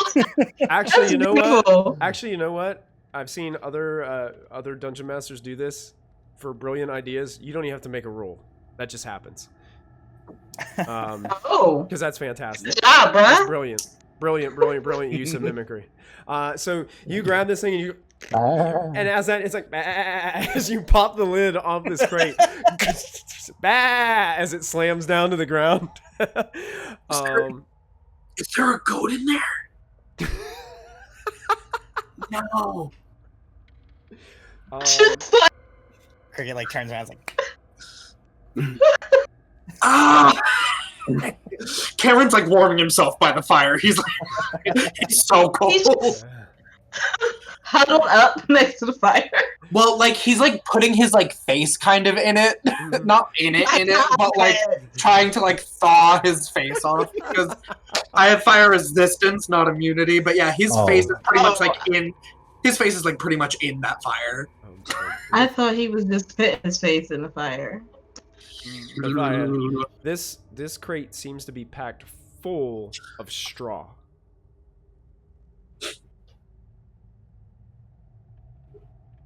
Can I put my hand in it and feel around? Like, is it hiding anything, or Sure, yeah, you is it put just your hand straw? in it, and it's just straw. And then you're kind of looking around, and you think, oh wait, and you see in the pen, there's a bunch of straw like laying in little piles on the pen. And one of the goats is like munching on some. Oh, so he's actually taking care of them. Yeah, Oh, it seems like he's feeding them. It might have been stolen, but he's feeding them. I mean, steal a car, give it an oil change, it evens out. I don't. maybe we shouldn't just kill the giant. Maybe we should try to talk to it. It did kill Seems 6 very- people from Good Mead. Well, maybe it was self-defense. Maybe he was scared, and I could pit it close. So, I think Bithia here has a really good point. We don't need to just shoot first and ask questions later. That's very irresponsible. Ask questions first, shoot when appropriate. Oh, and Cameron, My when you man. got close to that fire, that hunk of meat smells really good over the fire. Oh yeah, chomp. I didn't get to eat. I literally walked all the way to Good Mead, walked in, and then had to leave again. I'm Mystery so meat? Are you hungry. kidding I hope me? that's not people. I'm. He said, "Chomp." Yeah, So yeah, you know? He said, takes me. It's listen, delicious. if it's people, Michael's describing that people smell good. So I don't. Before I get into some of this long pig, I need to make sure it's not people. well, it's just sort So of a I've lean into the done- fire, and it's just like I've done many a barbecue, especially for my grandkids, and so I'd like Yeah, to he's the make a meat dad. check. Cameron is currently Go ahead. choking. Yeah, go ahead. He is make proficient a- in grilling. Hugh, what check did you say you were making? I'm sorry, it was too much coming in. I couldn't. A meat check. A meat check. Okay. Yeah. I'm just gonna call this. Just make a basic perception check here. Oh, good. Check. Me too. He pulls out like an. Are you I love gonna? that. Are you? Well, technically, I'm not human, so is it cannibalism? Alrighty. It's really that's, him. that is a 16 plus 3. That's a 19 there. It's really hard to tell Like what's grilling. cooking over the fire, but you do find a small bundle near a log by the fire. And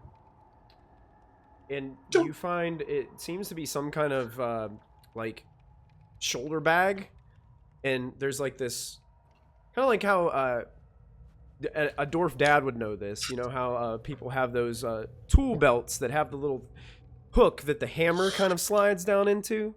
It hangs from the tool belt. There is a battle axe like hanging in this little like side bundle, and there's also some nice boots that look like just like thick leather boots sitting next to this bundle. Can I put on this tool belt? Oh, it's Sure. the guy. Stop. It actually fits really well. It Ooh. It's the guy. Stop. could have been maybe. It Unless seems like it was fashioned for a dwarf. It's strange. Was the And head there's of a- and the there's a- town kind of good? And there's a battle axe and some nice warm leather boots. The head of good. I don't meat need these and- boots. You know, my hiking sandals and all weather socks keep me pretty warm. But I'll put these boots in one of my pockets, and maybe I can give them to one of my kids later. Eh? You said it smelled good, Michael. It does. Look, Long pig. Can I see? prepared to be eaten. Why would it smell bad? Well, yeah. Well, it's just like he's getting another little like bit, and he's like peeling the like crispy skin off, and he's like, Is the bone still there? Like, Go ahead and make a medicine check for me. yeah, that's what I. I'll let Oh you. my you, God. you, Are you- since you specified bone there, I'll go ahead and let you make a medicine check. you new guys don't Okay. know. Cameron's like 17. This is like a kid. I am 18. Like, she's just one golf kid, okay? Pretty darn good. That is pretty I good. got a battle axe. 19 for medicine. Yeah, there's a bone still in there. Looks like a rather large bone. Do this? Okay, I take out my upper bag. thigh. Is it a femur? Is that what they call it? The upper thigh bone. Yeah, I take out my bag. I have a femur. I actually have a femur in my You bag, have a femur and in I your kind bag? of match it. Yeah. I use it as a club, and I. What so your femur, what creature did it come from? It came from a human. Okay, this femur bone is a little bit more stout. So it's a little bit shorter. Damn it! No! Farewell Did is you watching just from a eat corner, a still dwarf? crouched, and just holds up in Cameron's direction. Just We Cameron, we I'm Cameron. not mad. I'm just disappointed. All right. well, no, that was Dylan's reaction. Cameron is not understanding what you're like getting on about. Cameron's stupid. He's like still eating. We can't. We don't all have mechanical bodies. Farewell. I'm hungry. I haven't eaten all day. I was gonna eat Cameron, at the Cameron, I don't think that this here piece of meat came from just your average animal. I think it came from a person, a sentient being. The Yeah, greatest. we will find a. I think this is Lamar. Was this who were you supposed to find? Yeah, I think you're eating Kendrick Lamar or whatever his name is.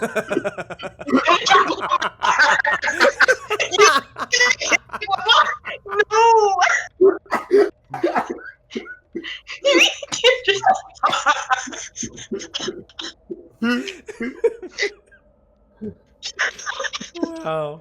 Wow. Landrick Kinmar. That's the one. Yeah. Sorry, sometimes with you other people, I get your names all mixed up. Oh my god. That's really funny. Everybody at this moment, what's everybody's passive perception scores? Cameron's like crying. You're all like laughing, but like Cameron is like having a psychotic break. Because on the one hand he's horrified at what he's done, but on the other hand it's still really good barbecue. Yes. Yeah. The fire's I have a 14. disturbed. 14 Same. or 14? Okay. Anybody higher than a 14? 13. No, nobody higher. No, I also have a 14. Okay, so Bethia and Farewell. From the as Farewell is headed towards that top right-hand cave, from the very northern cave, you start to hear what sounds like something sniffing the air, like a. Did you play that? You start to hear like a lower register kind of growl, almost. Oh, smell. I instantly go to hide behind one of the boxes. Okay. And as Bethia Yeah, runs by the box, I'm gonna also wait behind. I'm gonna also go when I see her move. I'm gonna move behind this box here. Okay. And get my longsword out. Okay. I love Yeah, that I'm gonna Bethia didn't even say run nothing. across- She just ran. I will run across the passageway and sort of hide on the other side, so when it comes Yeah. out, you'd have to. It seems I'll like go- Farewell and Bethia didn't really say anything, but you see them like moving quickly, like I something's can't. calling them. Yeah, it's like. Yeah, When I see it, I'm gonna. fine. She has a reason. When I see it, I'm gonna go over to Cameron, who is like freaking out in the middle, and I'm gonna be like, "Come on, big guy, we gotta go, we gotta hide." You're not moving. Everyone was making like, haha, he just became a cannibal joke, but like he's actually horrified and is not moving. Okay. You got it. Nails down in front of him. All right. Look, And at Cameron. that, You stay there. You're the bait. Ah. Nope. Michael, continue your narration. He's not having a moving? conversation right Cricket's now. going, And Cricket's honestly- going with the goats. all right. Oh, you're gonna go in with the goats. Cricket Okay. goes with the goats. So Cricket just dives over the fence in with the goats. Oh no. So those of you that were running behind to hide on boxes, I would like you to make an additional stealth check as you guys are skittering across the cave floor, making stealth checks. I think Zan and Cameron were kind of standing in the middle. yeah, Okay. And All right. Cricket, you may make a stealth check if you're attempting to hide within the sheep and the goats. I was, but it's a 9, so it Okay. probably didn't go well. Okay, gotcha. Oh yikes. Bye. Cricket probably did that thing where they tried to jump the fence, but like their legs didn't quite make it, so they just went like Oh on the other There's side. one bird leg like hanging there above the fence, like just a foot like. no! Level 4 heroes, everybody. Oh no. Yeah, level 4. Bethia, I got a 10. 10. A 10. Not too good. Okay. 17 from Hugh. 17 from Hugh. Gotcha. Hopefully he'll just focus on me right in the middle of the room and attack. And Farewell. You're the paladin. Do I need to re-roll? Yeah, I you can? need to. This is a I rerolled see it. stealth check for All right. for if you're.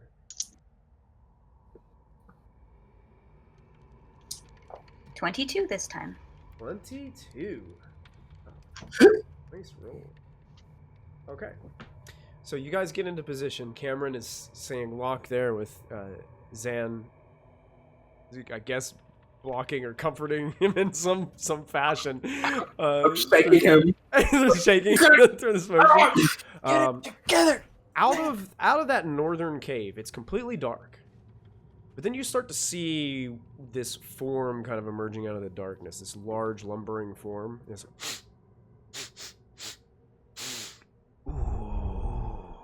and starts lumbering. You see its hands kind of come out of this, almost like a curtain of darkness, this veil. As it starts to get illuminated by the firelight. You see this orange glow, and then you see its large bulbous stomach start to protrude out of the darkness. And then this terrible looking gnarled face. It has these two teeth, the undercut teeth is sticking up like this. An ogre emerges out of this tunnel and looks directly towards Cameron and Zan, and it's dragging something behind him, but hasn't come out of the darkness yet. Ooh, me friend! And just starts running, and you can see this massive piece of wood, this great club, gets whipped up over his shoulder and starts running aggressively towards you guys. I need everybody to roll initiative. But I said Fred. Yeah. Like, wait. I thought we were friends. Ooh. Oh my god. This is the second time I rolled this number. Wait, really? Yeah, it's the second time I rolled this number. I was using D&D Beyond's dice, and I really thought that landed on a number, but D&D Beyond says I did not roll on that number, so amazing. Uh-oh, battle music. It's just going to be a really aggressive hug. I'm here for it. Come on, buddy. All right, what did Please don't die, everyone. what Cameron roll? 17, actually. Nice. Hey, how about Zan? 22 with the natural 20. Ooh, nice. Ooh. Farewell. 18. 18. Everyone's going to make my Bye. 17 feel low. Hugh. 13. 13. Never mind. Cricket. Cricket also has a 17. 17. And Bethia. 10. 10. Mm-hmm. Okay.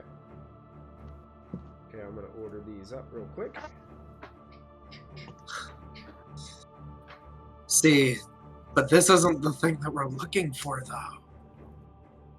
We're not looking for an ogre. Oh, this is an ogre. Yeah, Yeah, this isn't. This is in the way that it was talking.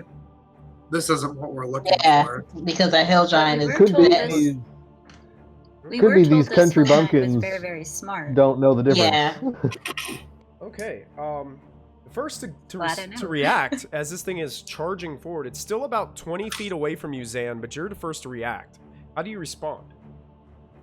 Okay, the first thing I do is I turn towards Cameron and I kind of You I right. gotta And look you back left. and forth and I give like a really frustrated grunt and I kind of just throw out my hand. I'm panicking. This probably won't have good consequences. So because I picture myself kind of standing like in front of the fire starts like waving back and forth and then it flashes green and then as I cast Burning Hands directly out in front of me, it kind of just moves outwards like I'm not creating fire but I'm just controlling the fire that's already there. Wonderful. And making it do what I want it to do. That's a dexterity saving throw, if I'm correct, Yes. for the ogre. I'm pretty sure a 7 is gonna fail.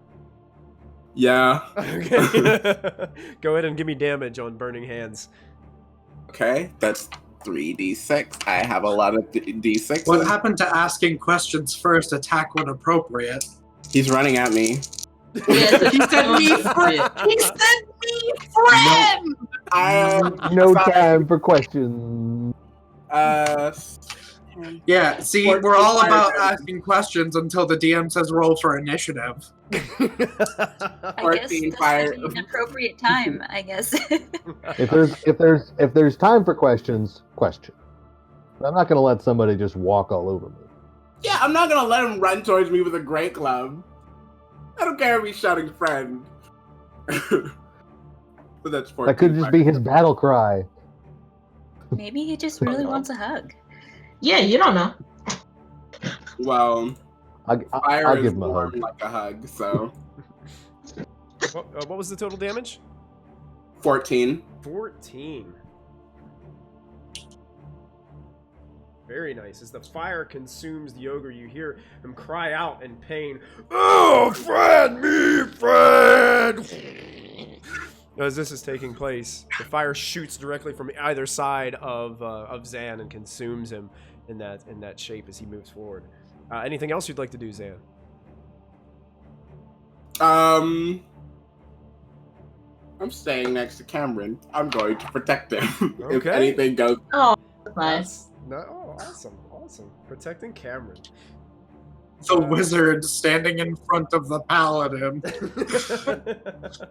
Okay. Oh wait, one more thing. Yep. I think use a bonus action to start my blade song. Okay.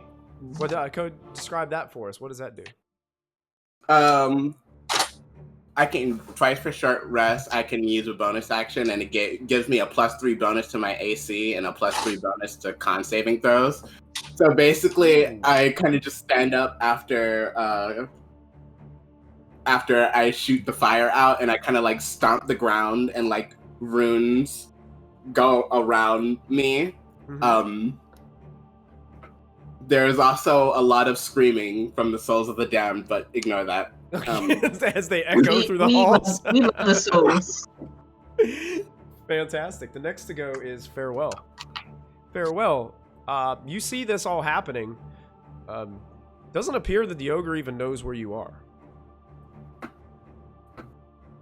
Well, I have my light crossbow out, and I'm assuming that this creature is the thing that we've come to kill. I probably have not seen either one of these creatures, a giant or an ogre. So I'm going to shoot my light crossbow at the side of this thing, Okay. peeking around the corner. Yeah, make your attack.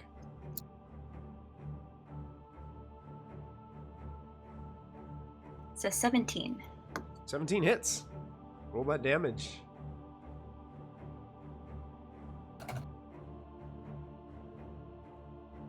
7, probably piercing damage. 7 piercing.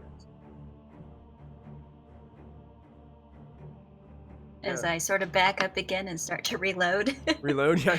Hoping they didn't really notice. Yeah, as the fire kind of dissipates from Zan and he casts his protection on himself, you just step up really quickly and friend! As you guys are just starting to pummel this ogre running in. The fourth number on our initiative roll is actually tied, so I'm going to let you guys decide who goes. Cricket and Cameron. You guys are on the same initiative count, so I'll let you guys kind of decipher what you would like to do. I was kind of stunned, or at least treating myself as a little stunned, so I think you would probably be acting first. Okay. With a passive insight of 16, as Cricket peels their head out of the mushed goat pen floor from having fallen down, and looks to this thing running in as the rest of the party begins to attack it. Cricket definitely hears it yelling friend me, friend. Does Cricket get the sense that yes, it's charging at us, but is this like that giant Muppet from the Great Muppet Adventure, where he chases after, but he's really a nice guy? Does Cricket get a sense that I love you guys. Yeah. Go and make an insight check. That is a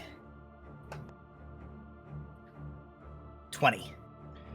The way he was charging into the room, wielding his club, seemed like he was going to try to pummel Zan and Cameron.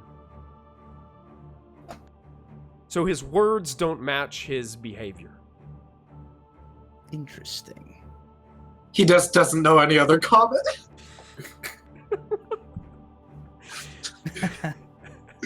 Poor war cry. And with that roll, you also I made probably a really good one. and I would assume Cricket might have had some confrontations with ogres maybe before in the past. Ogres are really stupid.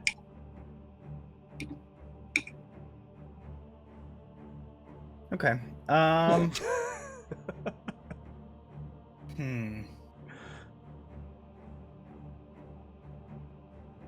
Okay, Cricket is going to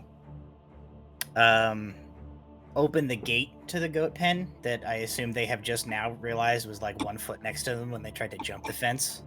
Okay, it is. and The just gate walk- is actually walk out. tied like in a firm knot. Oh, So okay. it'd probably take like an action to like cut the gate open and then release it. You know. Don't worry about that then. Okay. Cricket will. I guess is it what's the mechanical requirements of like hopping back over the fence to get back outside again? I would say half your movement. Okay. Mhm. And these are 5 foot squares, yeah. Yes, they are. Okay. So Cricket's like, and like, hops back over the fence. And goes out. Basically runs and like stands between the charging Shrek and where the other two are standing. Okay, so you're sitting in front of Zan. Yeah. Okay. And produces a shield from beneath the like ratty robe covering that they wear, and brings it up, and it has an etching of like a sunrise over a horizon on the front of it.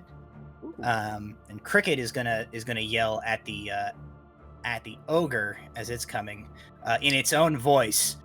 Me friend. And Cricket will hold a spell for if the ogre gets into like melee and physically makes contact with Cricket in any way. That will be Cricket's spell. It still looks like it's running towards you, but the minute you do that, there's a very confused expression that comes on the ogre's face, like as he's approaching. Is that you're holding your spell? That's it. I'm holding my spell for if he Okay. physically makes contact with Cricket. So seeing this, depending on what he does. Cameron, you're up. Okay. Well, Dylan feels stunned in the real world because while all that was going on, I had to watch my parents try and hide in my doorway, stick a match in a small ice cream cake, and then came in here and sang to me just off camera. Very cool. So I have ice cream cake. Very cool. Oh man, we I'm apparently jealous. did I not love have ice cream cake. Man. Love. I'm jealous. I love love. But it was the sticking a match in it for me. Cameron sees two, one small, one not heavily armored people, both standing in front of him, spells flying. He does shake himself out of eating, very well-known singer-songwriter Kendrick Lamar.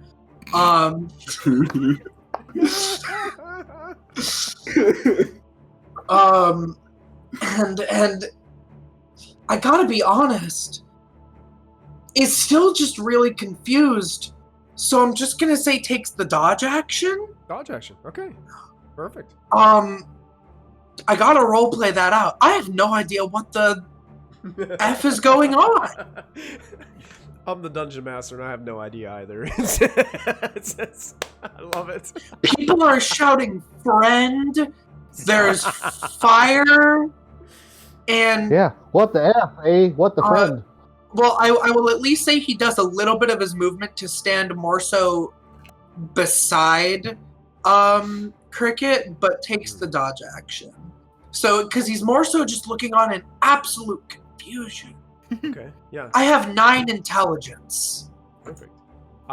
It's at that so moment. Me and this ogre are vibing.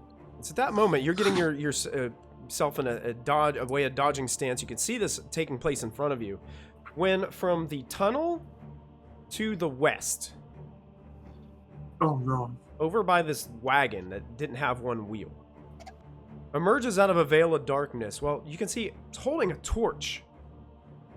But a 12-foot tall giant figure enters from that side. It looks kind of like this. I'm going to give you guys a handout so you guys can see what he looks was like. calling his friend. He was calling. Oh, so damn it. This is what this individual looks like as it comes into view. Replace the barrel with a Handsome. torch, and that's what he looks like at this current Meow. instance. He looks over towards the ogre, and there's like this surprise / panic on its face. He goes, "Friend, hold your ground! They're trying to take from us!" And it takes his spear and whips it towards Cameron. Oh. Yeah, that's legit. So, oh, I just threw my dice behind my desk. I do that all the time. Your desk That's has a 0. your desk has the contact. And Oh, actually no. disadvantage. So, does a 12 hit? It does not. Okay, so that So spear duck. flies wide, and you duck out of the way, and it just disappears. It kind of hits the back of the cave. It goes over top the sheep behind you, hits the cave. That actually ends its turn because it moved to get there, and then it used its action to throw a spear. But you can see it has more spears kind of strapped behind, like on its back. Like it looks like it's prepared. And that being said, that turn ends and brings us to Hugh Hagebinder. Alrighty. So I'm guessing that this big ogre thing is standing right about here. Probably a little higher, like right at the edge of the visible range where you guys can see on the map is probably about how far the ogre got before he was engulfed with flames and hit with a crossbow bolt, and then told me friend by a Kenku. Oh, I thought you said he was running. Yeah, he's still 20 He feet away. stopped. Okay. This is all happening at the same time. So it's kind of like he's running towards, but now things are just taking place. A round is 6 seconds altogether, and boom, it happens. So you guys are just making snap decisions here. Sorry, my dog's barking because my wife's coming home. No, you're right. I'm going to come out from behind this crate here and clamber on top of it and like prepare to either attack or defend myself if this ogre comes any closer. Well, sorry, I was jotting down a note. Right or left crate? The right crate. Right crate. Perfect. Right here. Yep. You climb up on top Yeah, of so it. I'm climbed on top of the crate, and I'm, just if he's gonna come at me, I'm gonna hold an action to slash at him. Okay. Perfect. Held action there for Hugh Hagebinder. 7 is going to be Bethia. Bethia, what would you like to do?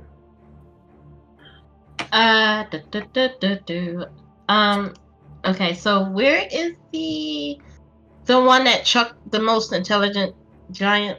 Where is he? On the This left, one? Yep, on the left side, right at the edge of visible range for you guys. I said I was hiding behind a crate. Mhm. So even if I was hugging this wall, I can't see him. Yeah, if you were hiding behind one of those crates, you probably don't have visual on him, but you can see the ogre. Okay.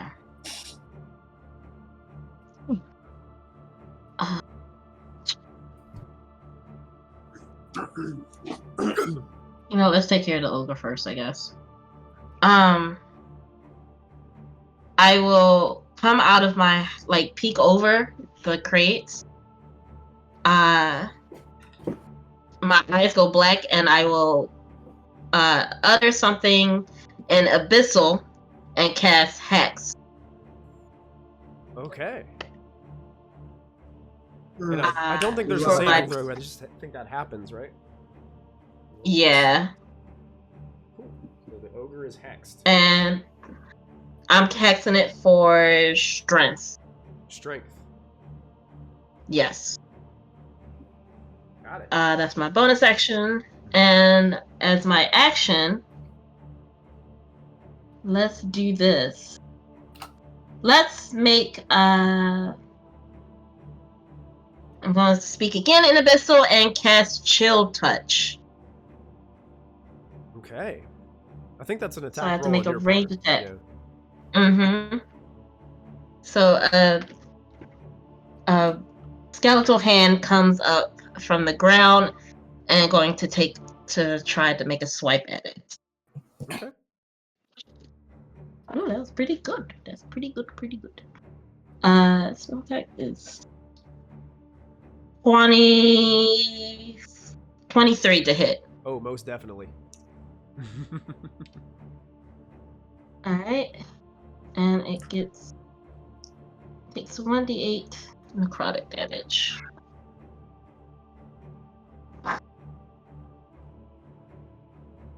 Yeah, because I'm not 5th level. 1d8.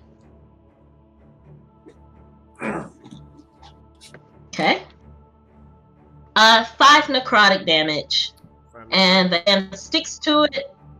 And yeah, it has if I hit it with an undead, it had disadvantage on attack rolls against me. So it's not towards anyone else, I guess. So it has disadvantage on attack rolls against you? Is that what it says?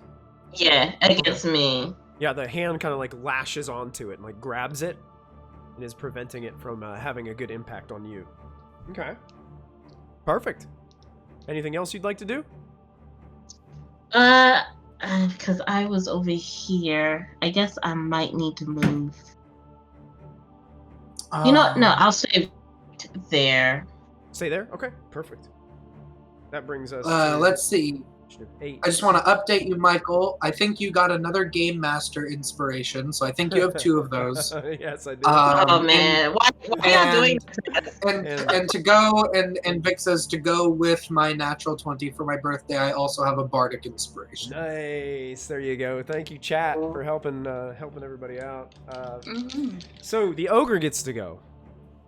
The ogre looks immediately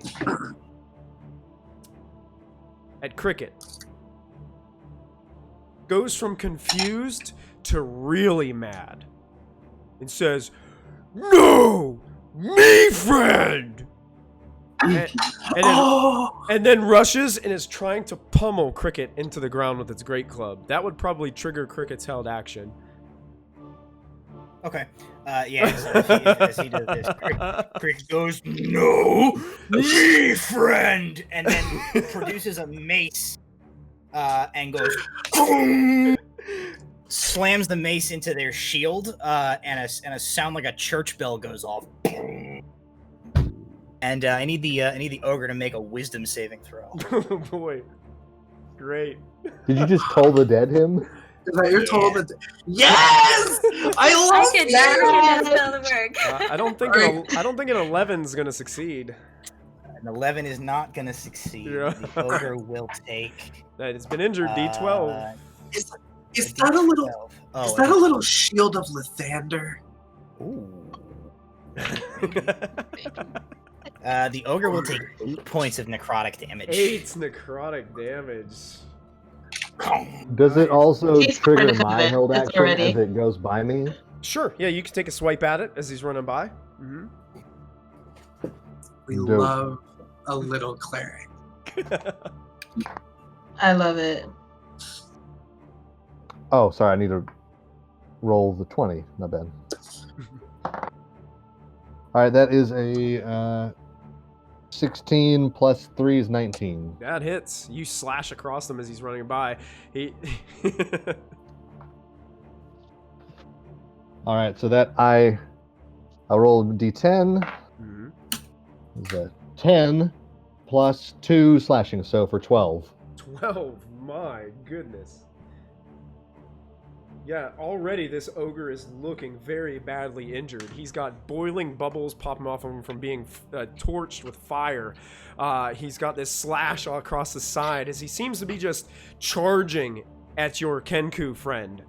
And he's just focused on the Kenku. No, me friend! And then he's gonna use, I hate to do this to you, Matt, but I'm using your inspiration against you. Because he's so mad at you right now. No. That's why I gave it to you. So I'm gonna make this. Why would you do that? He's gonna kind of drive down with Don't his do club. that. Great club attack against Cricket. Oh, that's gonna be good too. That's gonna be a 25 to hit. Oh, it doesn't hit. That's weird. My AC is Of course it hits. AC is 10 minutes.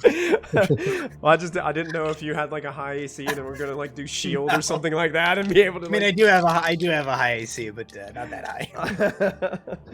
Okay, so I'm gonna make my. Oh, you know it's bad when the DM rubs the dice together in their hands.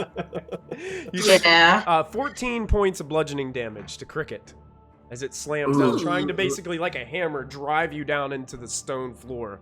Me, friend! Me, friend! Just doing that the whole time. That brings us to the end of the initiative count, bringing us to round 2, which gives us Zan, you're back up.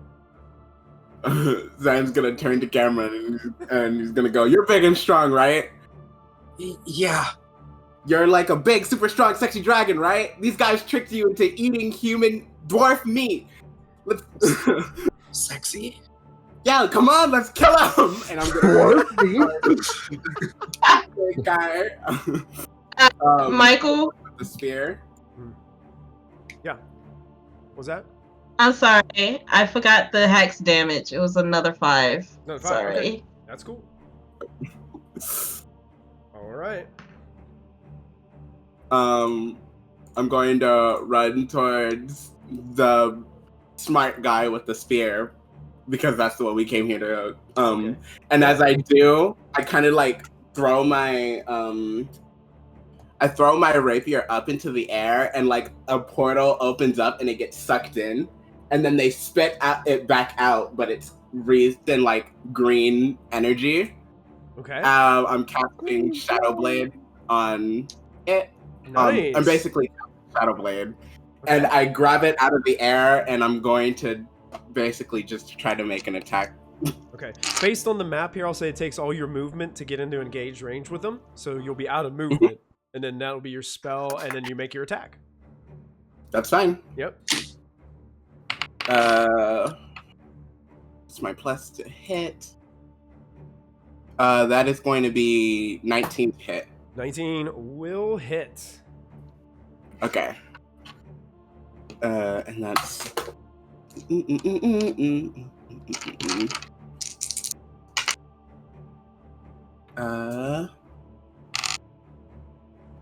Five.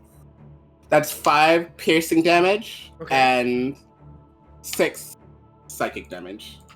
Ooh, psychic damage as you're thrashing through with this this blade of darkness now, as you come across this figure. How tall are you? I am 6 feet. This creature stands double your height. So you kind of slash across his like upper thigh area as you're slashing through. I kind of look up. I'm like, maybe I'm a little bit too close. All right, I think that will end your turn.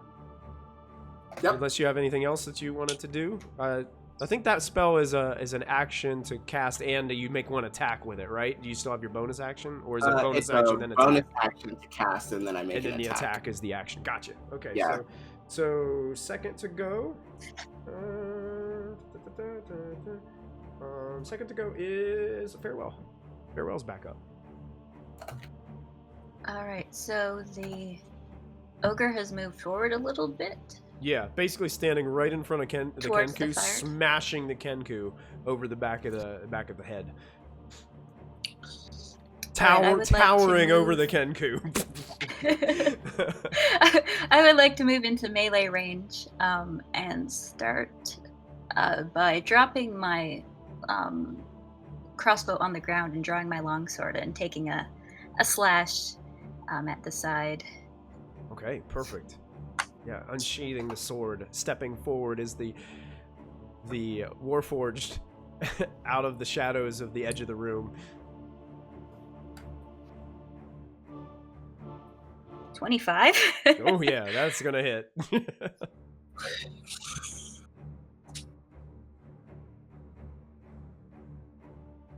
But only 6 damage.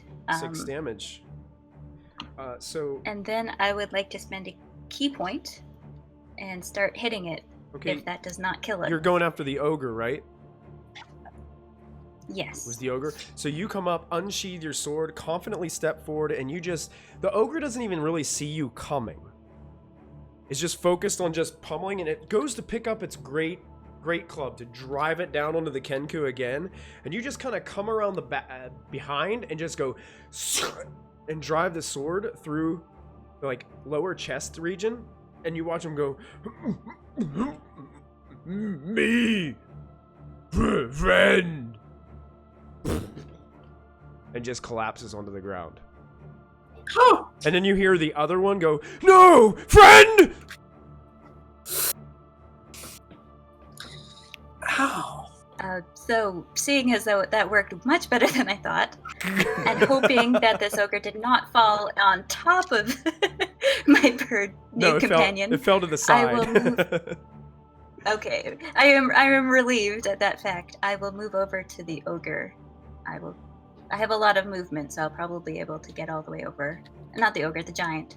Oh yeah. And well, spend a how key much point how and much movement do you have exactly? 55 Oh, feet. Yes, you can get there. All right, that's what I thought. And I'll take 2 unarmed attacks. Okay.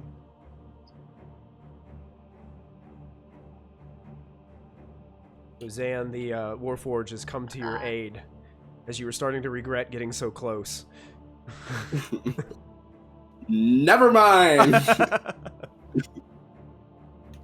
So the first one's a 24.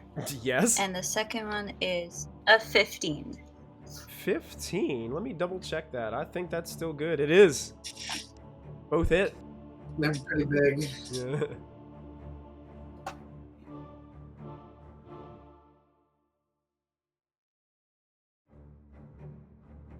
That is, between both strikes, that's 15 points of damage. 15 damage. Non-magical fist damage. Fist damage.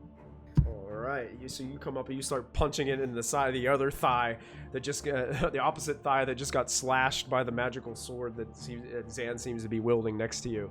And if I still have movement, I would like to move as far away as possible again. I would say you have about 15 I feet of took- movement.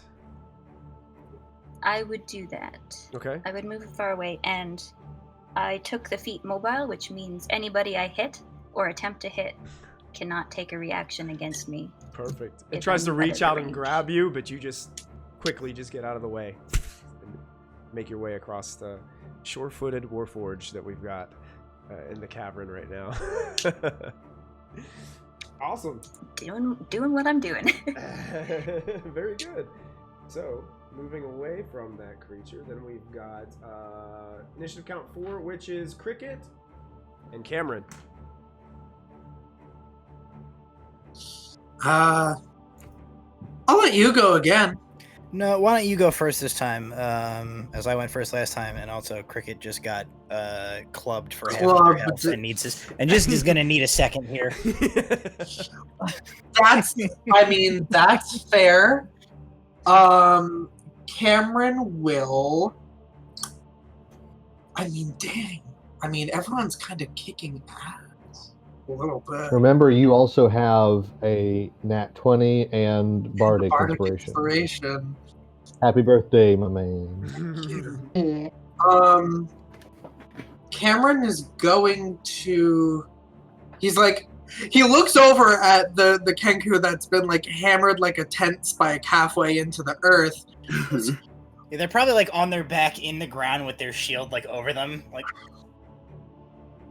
So I will say that Cameron would use some movement. Actually, I think I was actually right next to you. Actually, I said I came up and stood next to you. So looking down, it's just good. It's behind. Right. He's gonna kneel down. He's gonna give you a little pat on the shield, and there's a little bit of golden bright warmth as the sun that's depicted on your shield. The sun rays seem to kind of wave and curl a little bit, and you feel the heat off of your shield go into your body, and I'll lay on hands 14 HP back to you, get you back for my action. Cool, thank you. And then he's going to, as he gets up and uses the rest of movement, and he's kind of more so he's not even running. He's kind of just a very, very confident stride. A little bit of trail of that heated energy is going to pull along with him and then go along his blade, and I'll use my bonus action to cast Wrathful Smite. So Nice. charge that up on my blade. Cool. And he's like, okay, cleric buddy is good. Focusing right on this guy and just going to kind of very confidently start striding forward. Fantastic. It becomes the Verbeeg's turn, standing in front of Zan currently. Pulls out another one of its spears. I still have to take my turn, right? Oh, you haven't, yes. Yeah, you still have your turn. Yeah, Cricket, you're up. Okay, so Cricket's like Cricket gets up, surveys the battlefield here. Who's like, it's Zan Zan is engaged Cameron with it currently. who's kind of around it at this point? I used the rest of my movement to get over there. Oh yeah, yeah. Zan, so Cameron, and is Farewell also like near it? Farewell's about 15 feet away. Is there anybody else in melee? Just Cameron and Zan Or is it just currently, I believe. Cameron, Zan. Okay. Yep. Yeah, And, I'm over by the ogre. Okay, then I guess between Farewell and Hugh, who's clearly like a melee fighter? I think Hugh and Well, I mean- Farewell are both. I mean, We're both melee fighters. She's, yeah. Farewell's a Kensei monk, and I'm a dad. yeah. And I dropped I love it. I dropped my light crossbow, so now I'm holding a long sword. and To heck with it. Let's just see. saw me 1, 2, 3, 4. hit stuff with fist. Yeah. I said that Eeny, miny, mo. I said that my smite went into my blade. I just want to specify it did mean my Mall of America. The Mall of America. You got I it. just Absolutely. instinctively always say blade. Absolutely. Let's use Got a it, man. let's use a second level spell slot. Going big Cricket money. gets up. Cricket like reaches into their Oh yeah, you do. rag robes and pulls out like an extremely battered looking holy tome, and like flips it open to a page that is marked with a little, like, one of those little ribbon markers, and smacks a hand onto the tome that has like a they like produce like a small little decanter of like water. They like pop the cap off and they smack this hand down, causing the water to like fling outward from them as their hand comes down, and then they rumble out in this like extremely deep baritone. They say, "By my faith be blessed." And I'm gonna cast Bless at second level on I guess we'll give it to everybody except for Bethia, as she's seems to be clearly further back, and I can't quite do it powerfully enough to get everybody. So I will give a Bless to Farewell, Hugh, Zan, and Cameron. I was gonna bless because I knew that the clerics like to have their concentration. I was gonna do it. It's good. That's I good. will begin bless you. concentrating on a Bless spell for the four of you guys. You guys all feel blessed with this divine energy. Hashtag blessed. I literally was going to Hashtag blessed. That's right. Oh dang, that's gonna be the new somatic component Just- for that spell. just ain't Kendrick Lamar feeling hashtag blessed. I know that's not necessarily correlated, but it just feels right. So add D4, add a D4 to any attack roll or saving throw, as long as I'm concentrating on this for the 4 of you. Okay. And are you staying put, making a move? No, I don't feel any need to move. Okay. Gotcha. from where I'm at. I learned that lesson once today. All right, it is the Verbeeg's turn. So it pulls out another spear, seeing the two that have kind of engaged it in front, and gets a very definitely can tell by the stance has some experience with this weapon.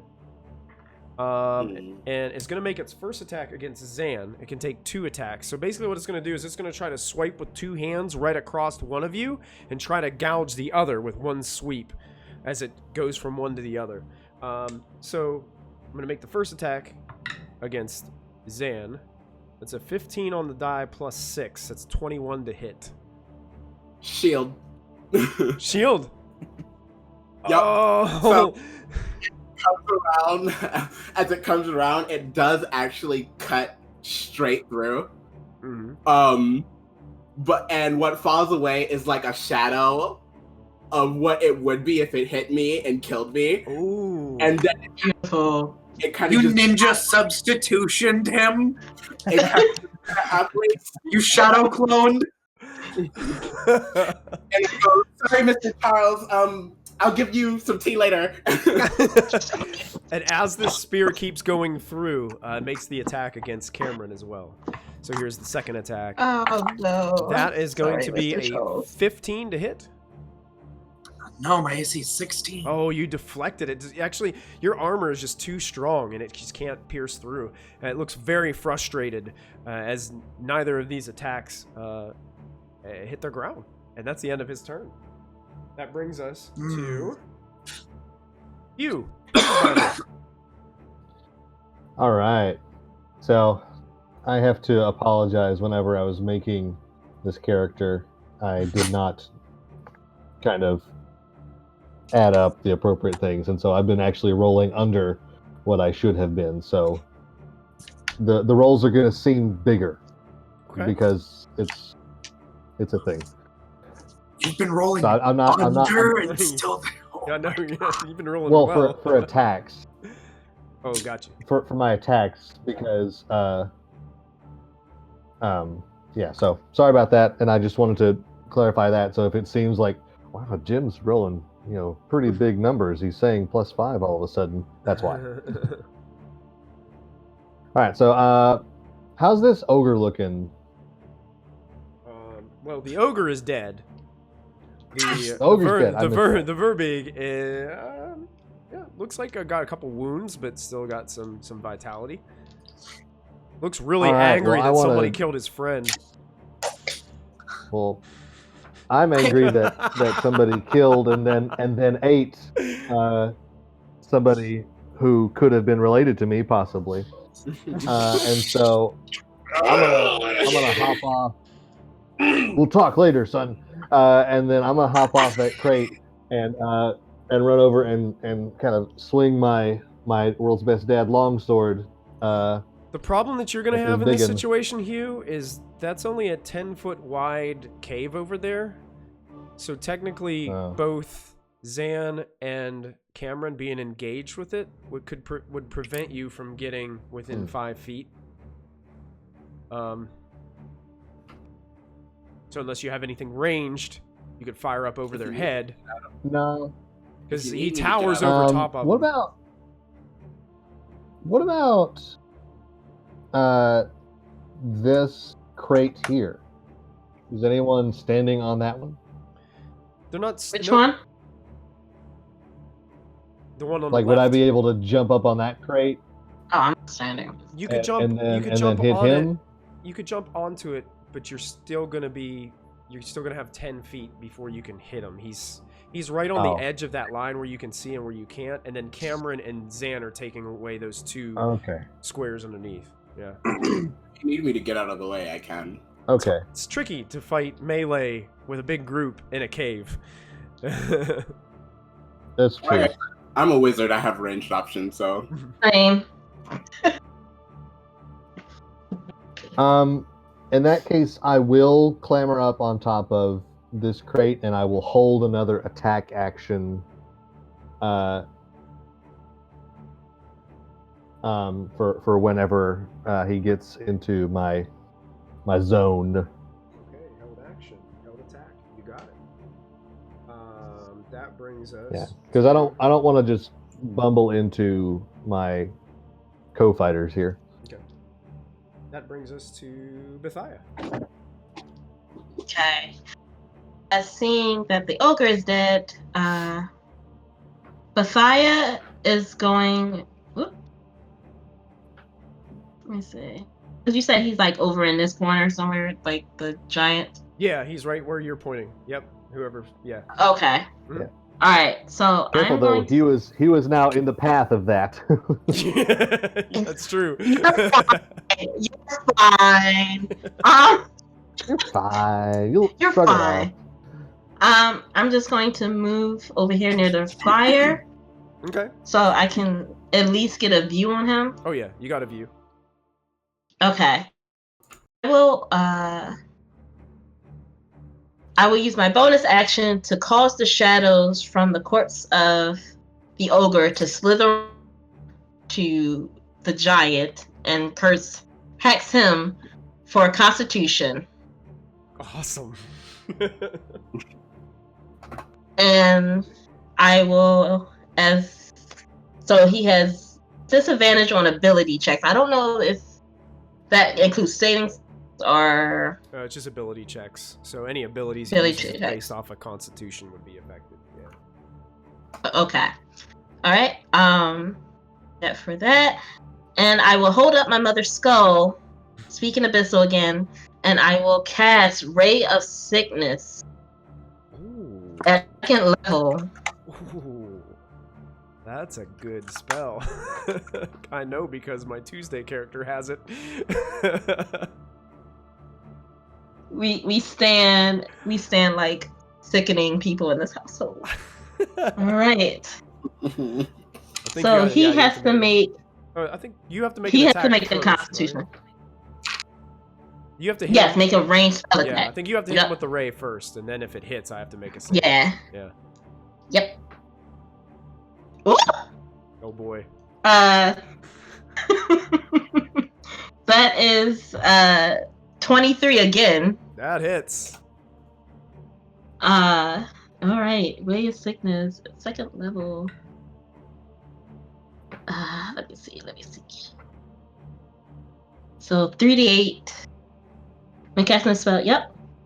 3d8 plus another 1d8 for so that's 4d8. Wow, are you serious? It's a good spell. Okay.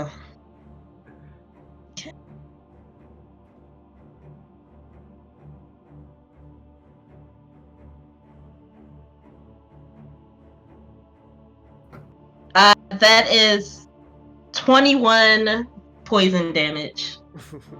Ooh, nice. If he He's a failed sick it, boy. yeah. Did he fail his Constitution saving throw? What's the DC? It is 14. He rolled an 11, so he did. Oh, so he is poisoned until the next turn.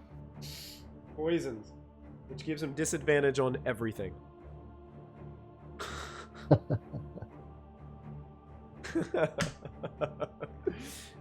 Fantastic. Well done. That's my turn. All right, so this stream of this weird, I guess would it be like blackish or greenish energy that shoots from the skull? Can you describe it for us? Sure. As she held the skull up, you see the skull.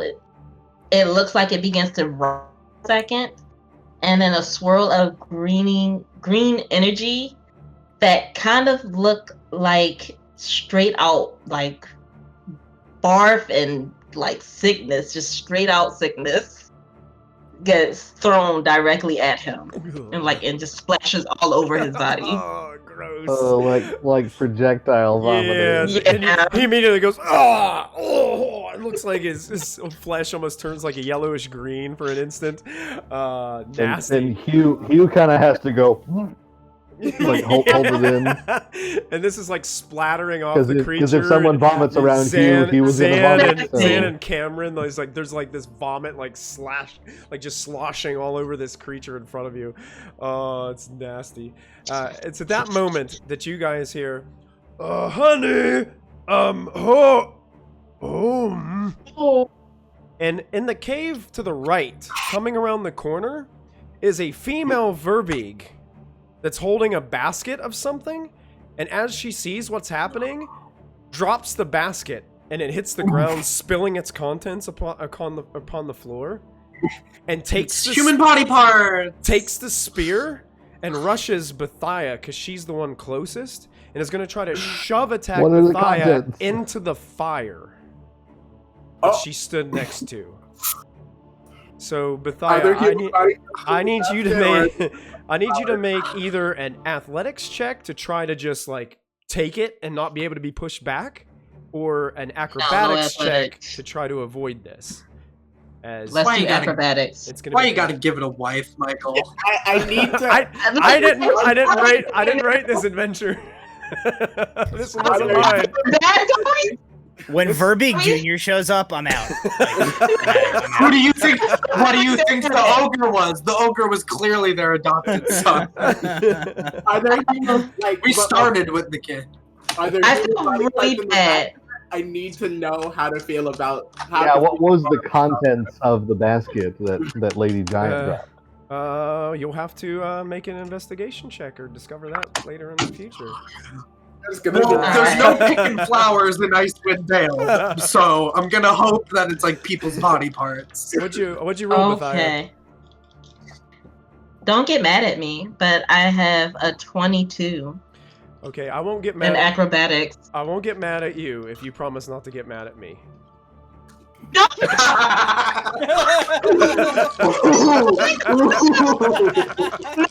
It's birthday. No, it's birthday. Because I rolled a natural 20. Plus 4 is a 24.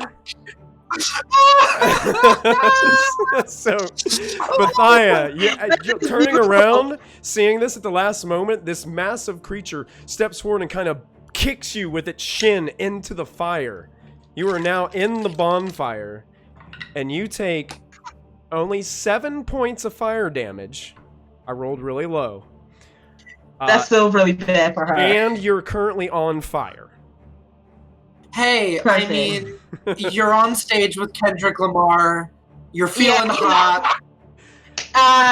Now, the thing about this also, the way that the rules are, the shove attack only takes one of the creature's attacks.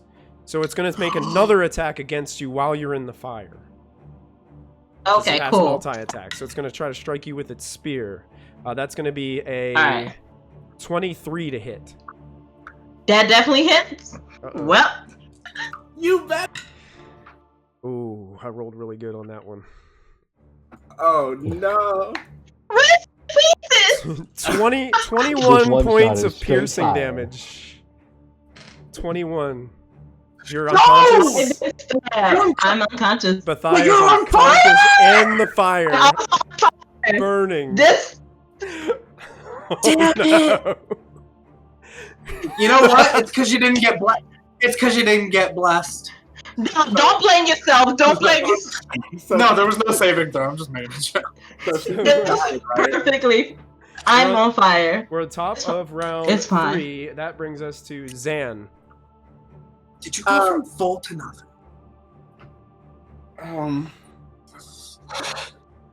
Whips my head around. I'm gonna look at Cameron.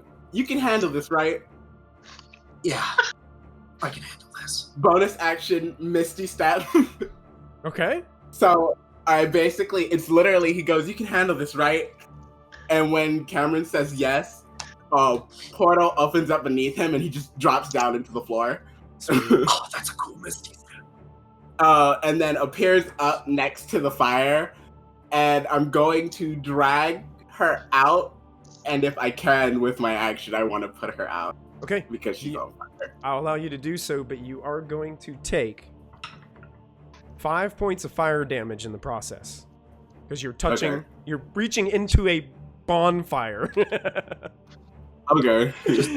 Just roll her in the snow like a rolling Yeah, you're rolling her around. Your action will consume this. You technically still have movement. If you wanted to drag her half your movement, you could. Yeah, I'm definitely dragging her away from the fire. And Okay. I'm also going to be protected in front of her. So that if that thing tries to attack her again, it has to get through me first. Well, it cannot attack her because a creature being pulled cannot get opportunity attacks taken against it. But you are within its range, and it's going to take a swipe at you. Come at me. That is going to be a 20. I'm going to shield because Shield, I just saw that it does. Yes. So the spell slots are going. Yeah, so it's literally like she stabs through me, and then like a shadow version of me like falls down on top of Messiah, and then I just keep going. There's 2 dead Zanzibars laying on the ground. That's great. Fantastic. Awesome job. I'll say my hex dropped. The hex drops. My hex is gone. Hex is gone. Sorry, guys. But Ray of Sickness is not concentration, so The the hex creature's is still gone. poisoned. Yes. The hex is gone away. Oh wait, I didn't take that. From the entrance in which you guys came comes initiative count 2, which has been on the board since the beginning. I've just been counting down. Put a kid in this. A large You really are the bad guy. brown bear comes charging into the room to the south, but none of you are in like range. It can't get to you. So it basically is sitting now like right next to this cart, just snarling. And then you hear the Verbeeg that's poisoned kind of coughing and Yo, Gabor, get them! Oh no, it's like the parents and the dog! Yeah. we killed Can the next door neighbor. We killed the next door Can I neighbor. sick- And the, Can I sick the snow fox on them?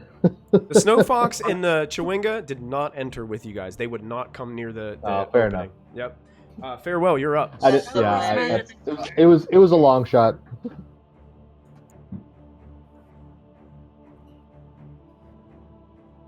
And I apologize in turn is it? advance. Farewell? We're Farewell. probably going to go over a little bit. Are you guys okay? I'm fine. yeah. Trying to check Fine, the this time. is hilarious. That's okay. All right. We talked. So I'm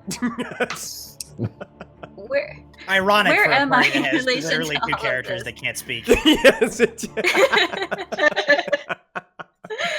True. True. So true, man. Because I know I'm far away from the male giant. How close am I to the new giant? You're kind of, I would say, in between them both, so about 15 feet away from each of them, and you're about 10 feet away from the bear. So many options. Wow. I would probably go after the lady giant, as I can see Cameron is in front of the other giant. Yeah. And take a strike with my longsword at her. Okay, sure. As she just knocked out one of us. Absolutely.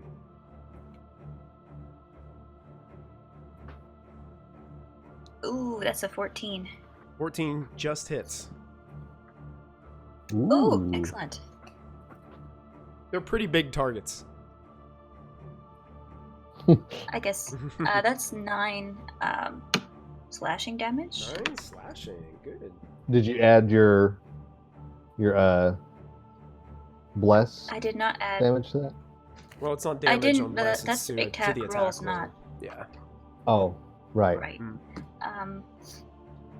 And then I'm gonna bonus action, probably like punch her kneecap, as she's a giant. Okay, sure. Just one is that just one attack, or are you going to use flurry of blows? Yeah, I can do a bonus action unarmed strike. Okay, you got it. Without Mhm. spending a key point. Sure. Mhm. Punch her in the knee. It's awesome. 17. Hey, you gotta take what you can reach, There right? you go. It engages a reflex and kicks you into the fire. No, I'm just teasing. Smart kick. This is literally Leonidas throwing people into the pit. That's another 7 damage 7 damage. Very to the nice. kneecap. Yeah, she teeters back a little bit and starts to direct her focus towards you, Farewell. So there seems to be rage in her eyes. It seems like there's these people are just in this chamber. What are they doing here? I would move back towards the where I left my light crossbow, back towards that area, out of her immediate range. Sure, I would say that area would be over by the barrels, right? Is that where you left it? The other rightmost passageway, closer to the goat pen. Okay, yeah, sure. So now you're kind of more behind her then. Got it. All right. Yeah. So that ends Farewell's go, bringing us to both Cameron and Cricket. We can just be alternating if you wanna.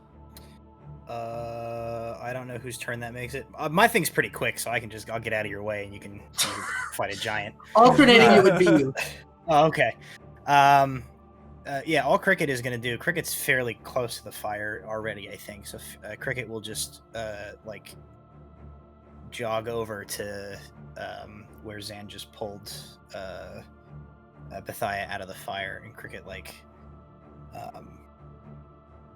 drops down onto their knees and places a hand, one hand right on the sternum of Bethia, and the other hand on the side of her face, and in that same deep baritone as before, Cricket says, "Walk in the light of the morning, Lord. Yeah! Your story is not over."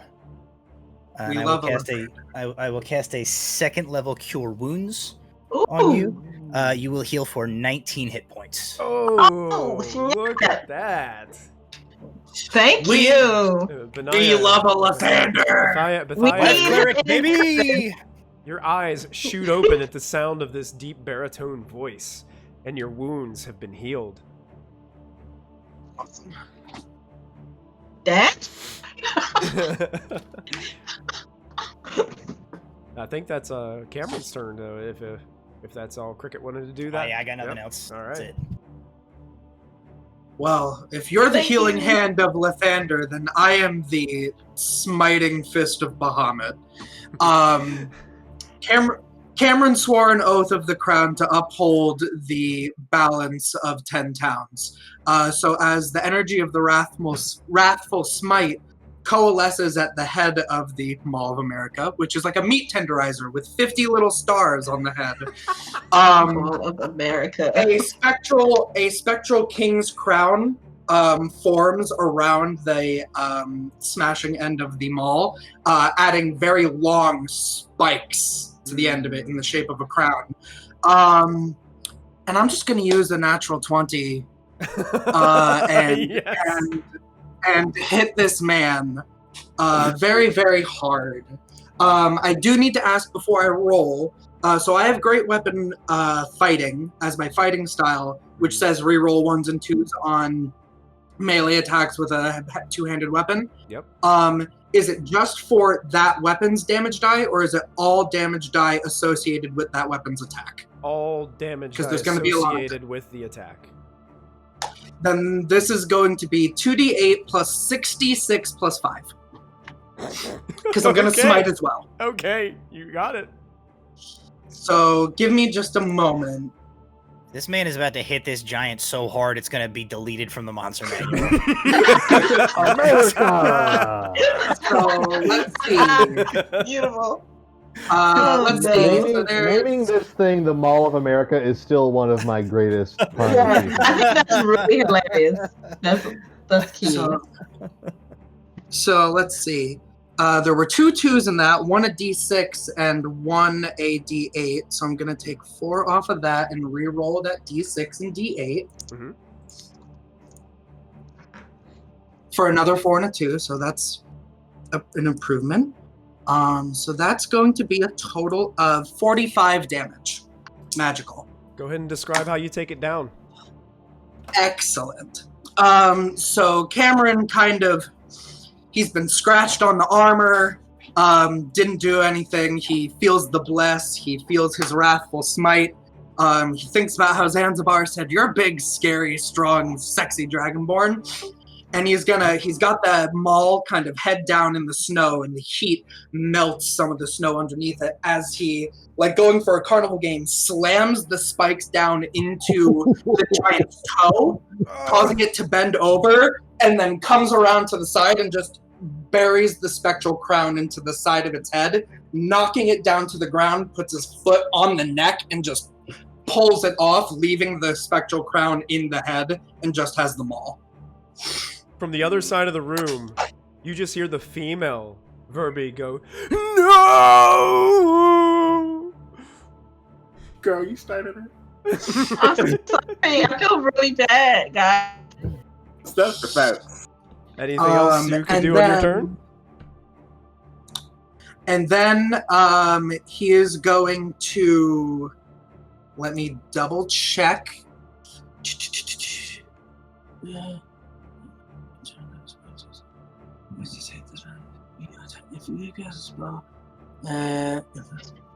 Okay, then I won't do that. I will instead just simply cast...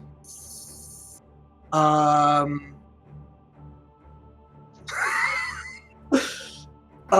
just cast Divine Favor on myself. So as he has seemingly in his mind restored the order that this creature has caused, he feels emboldened by his oath and is filled with a little bit more divine fury. Right. So he is glowing a little bit, and now all of my attacks will do an extra D4 radiant damage. Fantastic. Good turn. Good turn. Let's go with, well, it would have been his turn, but that doesn't happen now. Hugh, unfortunately, nothing triggered your held action from last turn, so right. It becomes your so turn. That goes away. So that goes away, and you have your full turn for this time. So I'm on top of this crate here. Where in relation to me is Lady Verbeeg? Okay, here, I'll shift ping you guys. Lady Verbeeg is standing right beside the fire on the right side right here, where she came charging in. And then the cave bear is right here, like next to this cart, roughly 10 feet away from you. Well, both of them are plenty within range for me to reach them. So I'm going to hop off the crate and run over here to the north side of the fire and swing my long sword at her. Okay, so you pass the group that's kind of there looking over Bethia, and you rush by with your long sword ready. Mm-hmm. All right, go ahead and make your attack. So I'm gonna also use my bless. Mm-hmm. Hashtag bless. Okay. So it's 13 plus 3 from the bless plus 5 from Yeah, that hits. my longsword. So, okay, that's a big hit. All right, and as a bonus action, I'm going to use my charm of biting cold, so I can add cold damage to my attack for that, D6, right? Yeah, D6 of cold D6, damage. you said? Yep, D6 cold damage, All and right. it stays for a minute. Your charm. For 1 minute, yeah. Awesome. All right, so it's 3 plus 5 plus 5. So that's 13 damage in all, 5 of which being cold damage. Nice. Very good. So you slam into it. This charm seems to coalesce this frost over top the blade as you strike, and this flash of blue cold energy zaps from the blade, and then it recovers itself with frost once you make that impact. Yep. All right. Anything else? That's my turn. That's your turn. Excellent. Nope. That brings us to it would be Bethia's turn. Okay, I see my Kinku friend just. Yep, you're laying on your back. You're hearing like sizzling noises from, the fire kind of cooling on your on your armor and things that you're wearing, and you're just looking up at your Kenku friend and Zan who drug you out of here, out to this part. All right. Okay, that voice kind of brought back something that was in her mind. And then she will. How is the bear and the lady Verbeeg next of me? I'd Like, say where am I? Zan probably drug you like up to here, like in this area. The Verbeeg Okay. is over here, engaged with Hugh, and then down here is where the cave bear is next. Why is my map moving? I don't know, but That's weird. it's throwing off your shift, whatever There it it is. is. There we Yeah, go. it was thrown off. Here, So, so the Verbeeg is over here. You are right Mhm. here. And Okay. The cave bear is right next to the cart down here. okay. All right. Okay, I get up. Let me I see get how up. far I get I up. get it. All right, I guess. know. So if I'm over here, Yeah, it's like is 10 feet away from this you. the right? Okay. Yep. All right. Because I'm like, I can't do too much rank stuff if they're too close. Let's see if this will work. Okay. I am going to use my action to unleash Shroud. Okay. I'm not sure what that is. Uh, You have to describe it for us and tell me what I need to do. Sure. Alright, I will use my action. Their eyes will go straight black. You see their skin that was very dark become a little paler, and you see almost like their veins become like black. And two skeletal ghostly wings protrude from their back and spread.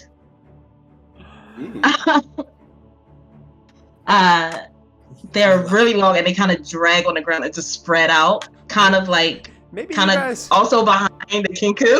Maybe you guys are the bad guys. Listen, we love a fallen ASMR. I'm sorry, guys. She's just spreading out. It's and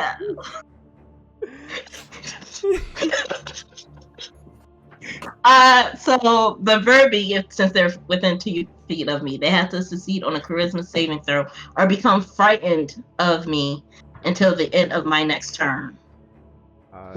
That Verbeeg is terrified of your presence. I rolled a 3.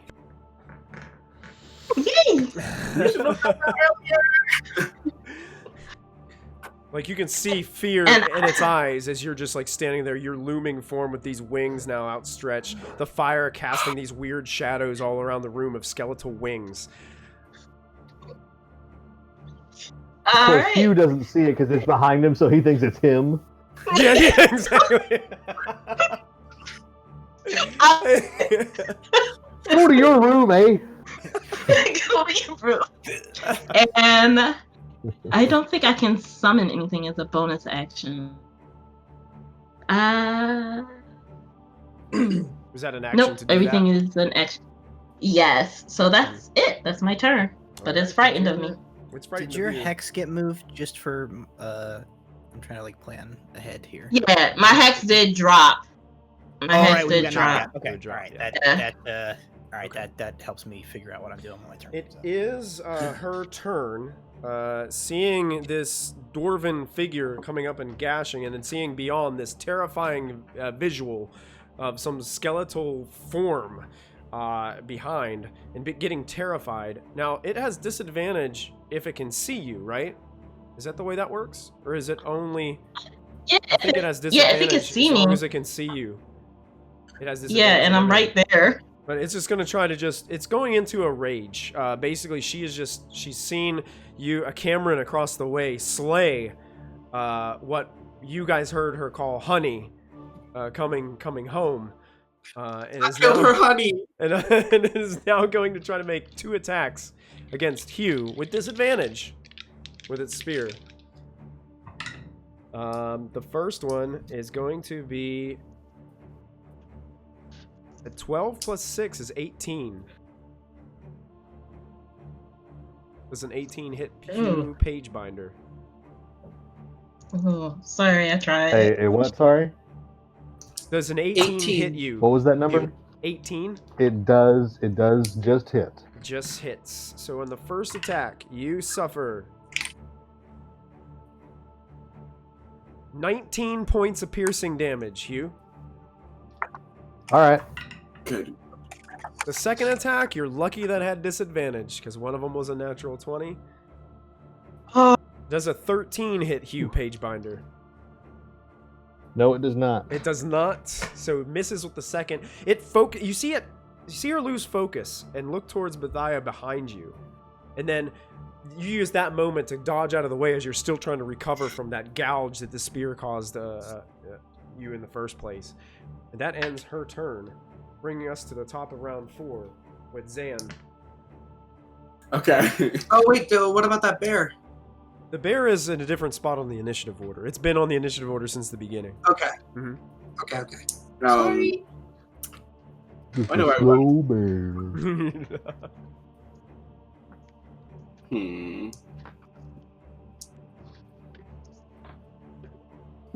I guess I'll keep it simple and just do a simple magic missile. Okay, magic missile. Yeah, so I just kind of like stick out my rapier, and around, since it hits automatically, I can basically do whatever I want with this description. sure. And around the Verbeeg, a whole bunch of like portals open up, and then skeletal hands start stabbing out from it. She's basically getting jumped right now. Is this kind of like that scene in Army of Darkness where all the skeletal hands are coming out of the ground and like punching? Yeah, they're like stabbing at her and they're clawing at her. Excellent. It's not very. Go ahead and roll your 3. damage. I don't have a lot of these.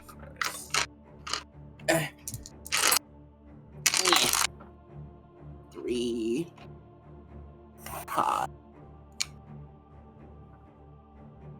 9 force damage. 9 force damage. Yeah, just pee pee pee. Cool. This Verbeeg looks like she's taken a good bit of damage, but still has some vitality in her system. She looks like this. Seeing her honey fall has just, bolstered her just a bit, but she still seems to be terrified and focused on that figure looming in the far side of the room there. Anything else, Zan?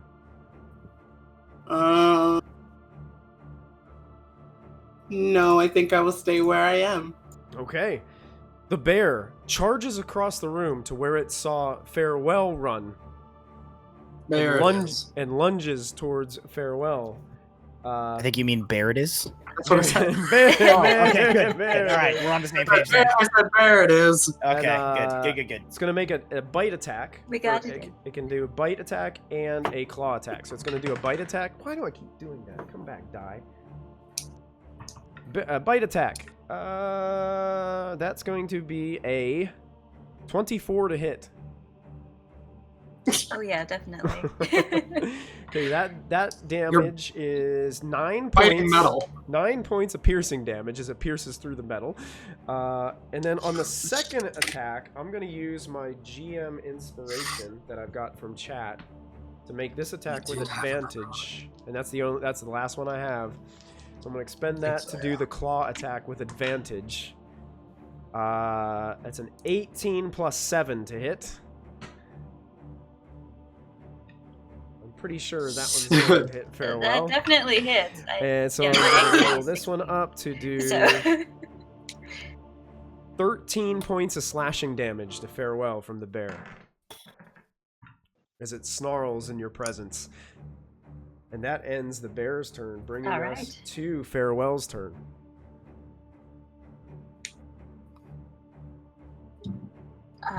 well, now that this bear is right in front of me, I'm gonna take it out on it. And Okay. it's getting it's going to get 3 punches. It's gonna get 1 regular, and I'm gonna spend a key point to do 2 more. Okay, you got it. Just punch a bear. The first one's a 15. 15 hits.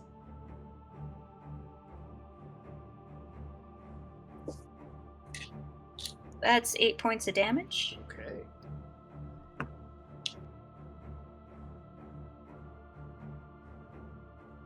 And that's the second one's only an 8.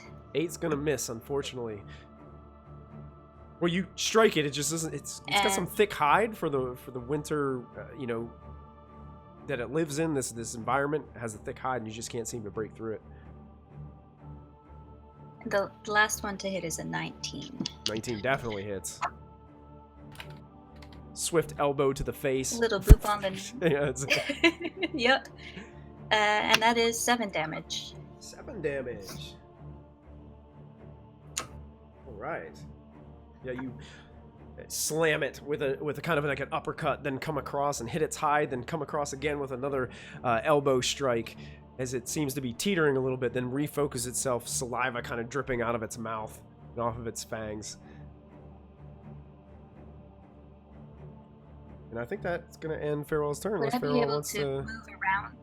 Sure. Would I be able to move around the bear? And sort Well, of make you for the exit? You retreated back to. I think you were standing like right over here, back where this is where you said you'd. Yeah, not quite inside, but that way, yeah. Yeah, you're kind of blocked off. That bear takes up like a large amount of space there, so you're pretty much blocked off from moving back into the room. All right, I'm just gonna hold up my longsword as extra defense, and that's my turn. All right, Cameron and Cricket.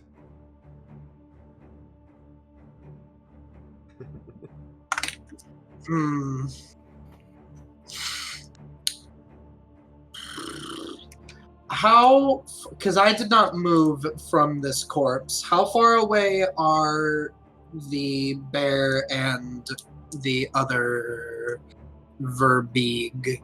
Bear's about 15 feet away from you, and the Verbeeg's just to the north of that, so about the same. Okay. I mean, I'm probably just gonna hit stuff. Do you want to set up anything? No, you can go to town. I got the heals incoming. Don't have to tell me twice. Yeah, I want to get right up in her face, so that she hopefully will see her honey's blood all over my maul and focus on me. Okay. So you approach. If the bear is able to take an opportunity attack, I don't know if the bear is I'm currently facing the opposite direction as you. You kind of move up behind the bear, so you're beside the Verbeeg, but you're behind the bear. The bear's not focused on you; it's trying to rip the metal person to shreds over here. So if you focus on the bear, you'll be flanking. If you focus on her, she'll be able to see you. Okay, I'm gonna focus on her because I would like her attention on me. Sure. I'm going to attempt a kneecap. Okay. Give me them knees. Oh no. Yeah, I don't think I need Bless or the Bardic Inspiration for this one. It's 23 to hit. Yeah, you got it. Delicioso. One of those was a 1, so I'm gonna re-roll it. Into a 2. Hey, every point counts. 13 magical bludgeoning damage. Kill it. Wow. Kill it. Oh wait, and an extra D4 for my divine favor. Forgive me. Yeah. Another 3 on top of that. Ouch, yeah, Kill it. She's looking really rough. Her posture's beginning to change, but she's still got that rage towards you and towards Hugh. But the occasional peek over Hugh's shoulder to Bethia in the distance. So Cameron kind of kneecaps her. See, Cameron doesn't know whether one of them or both of them have been killing these people, so I don't know if he wants to let her go. Because the job isn't done unless the threat to the town was taken care of. True. She'll just want revenge. True. So he's gonna keep going. Okay. So that brings us to Cricket. Yeah, so Cricket's going to do 2 things. First, with Cricket's bonus action, Cricket surveys the battlefield, quickly taking stock of everything that is happening. Cricket flips the maul around once and spikes it into the ground so that it like sort of just sticks next to them, and then takes their shield, spikes that into the ground to free both of their hands, and reaches beneath the robes and their armor plates, draws out an amulet bearing that same rising sun emblem on it, Thander. And so with Cricket's bonus action, Cricket is going to cast Spiritual Weapon, as Cricket intones, "My faith-given form!" And the Mall of America like bursts into radiant light, and a ghostly spectral copy of it goes like poof, and pulls off, and whips around and swings at the female Verbeeg for a 24 to hit and 9 radiant damage. 9 radiant damage, nice. When you roll the damage with it, because you just know. I pre-rolled all my stuff because I was like, we'll get through this. She seems to be teetering back and forth, kind of looking in all directions, trying to focus on, trying to just wrap her head around what is happening and how quickly this is all transpired. It is now Hugh's turn, standing in front of her. Hang on. Never mind. Yeah, that was a bonus action. Yeah. You have action. That was my left. bonus action. Yeah, give us an action there, Cricket. But wait, There's more. But wait, there's more. With my action, I am going to channel divinity. Okay. And I am going to channel boy. the feature Preserve Life. Ooh. As Cricket intones, "Walk in the light of dawn." And both Hugh and Farewell will heal for 10 hit points. As like the whole cave just like poof, bursts into divine light. Yeah, you see Farewell's head will sort of suddenly light jerk clerics. up toward, look at you, and then look back down to the bear. like the Iron Giant, like one of its dents just goes. Boom. That's awesome. I love it. Boom, man. So good. So good. I love it. Anything else, Cricket? That's my turn. There you go. No, I'm gonna step back 5 feet. Just Okay, like you it was gotta my step move back. action too. Sure, you got it, man. That brings us to you. Hugh, is looking at his world's best dad longsword, thinking about his 13 children, but more importantly, his 7 grandchildren, is going to do another slash attack at this female Verbeeg. Okay. Go ahead and make your attack. So that is a 13 plus 5 for 18. That hits. Roll up some damage.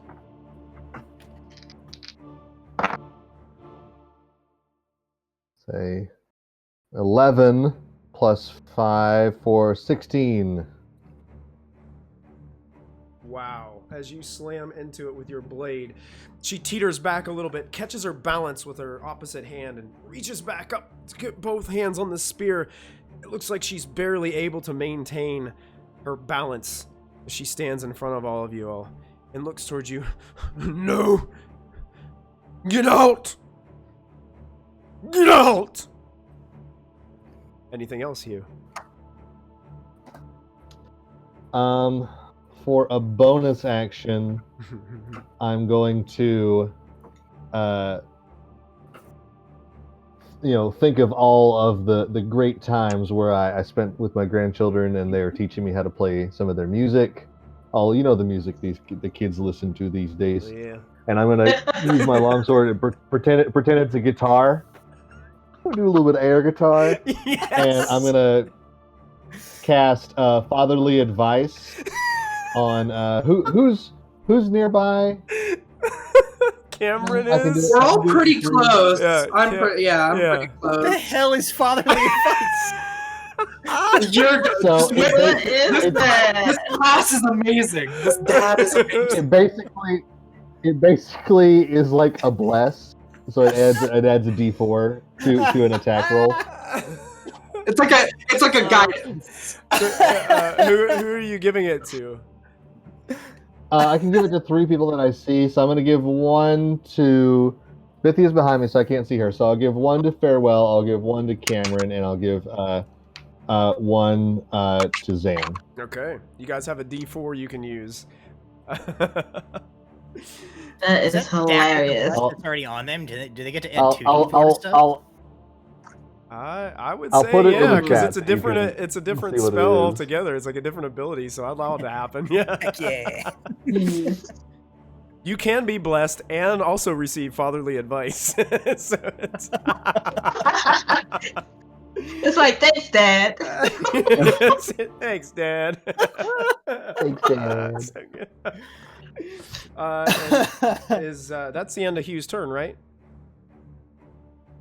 Yeah, that's it. Okay, Bethia is up, looming in her terrifying All visage right. right now. Yeah. Okay. Because we have too many melee fighters, I'm not gonna get up in there. Too many. But I will speak in Abyssal again and cast Shield Touch again. Okay, awesome. So I have to make a ranged spell attack.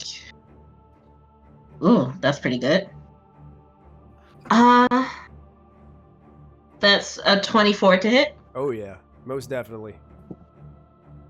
All right, and because she is frightened of me from my necrotic shroud, I get another D8 of necrotic damage. I know. I'm sorry. I'm not a villain. Please, villain. I think you guys just need to own it. Just own it. Alright. So that's 2d8. Alright. Ooh. Okay. Let me just double check that.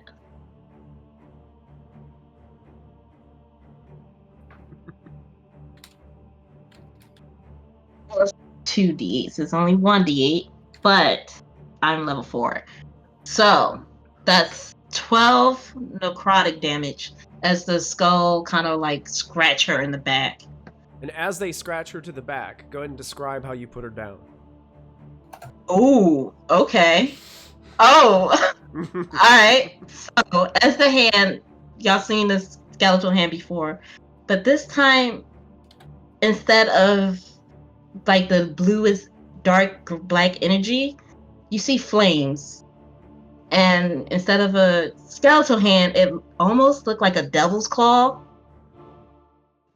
And it drags her by her back and pulls her down, like just scrapes all down her back and just pulls her down to the ground.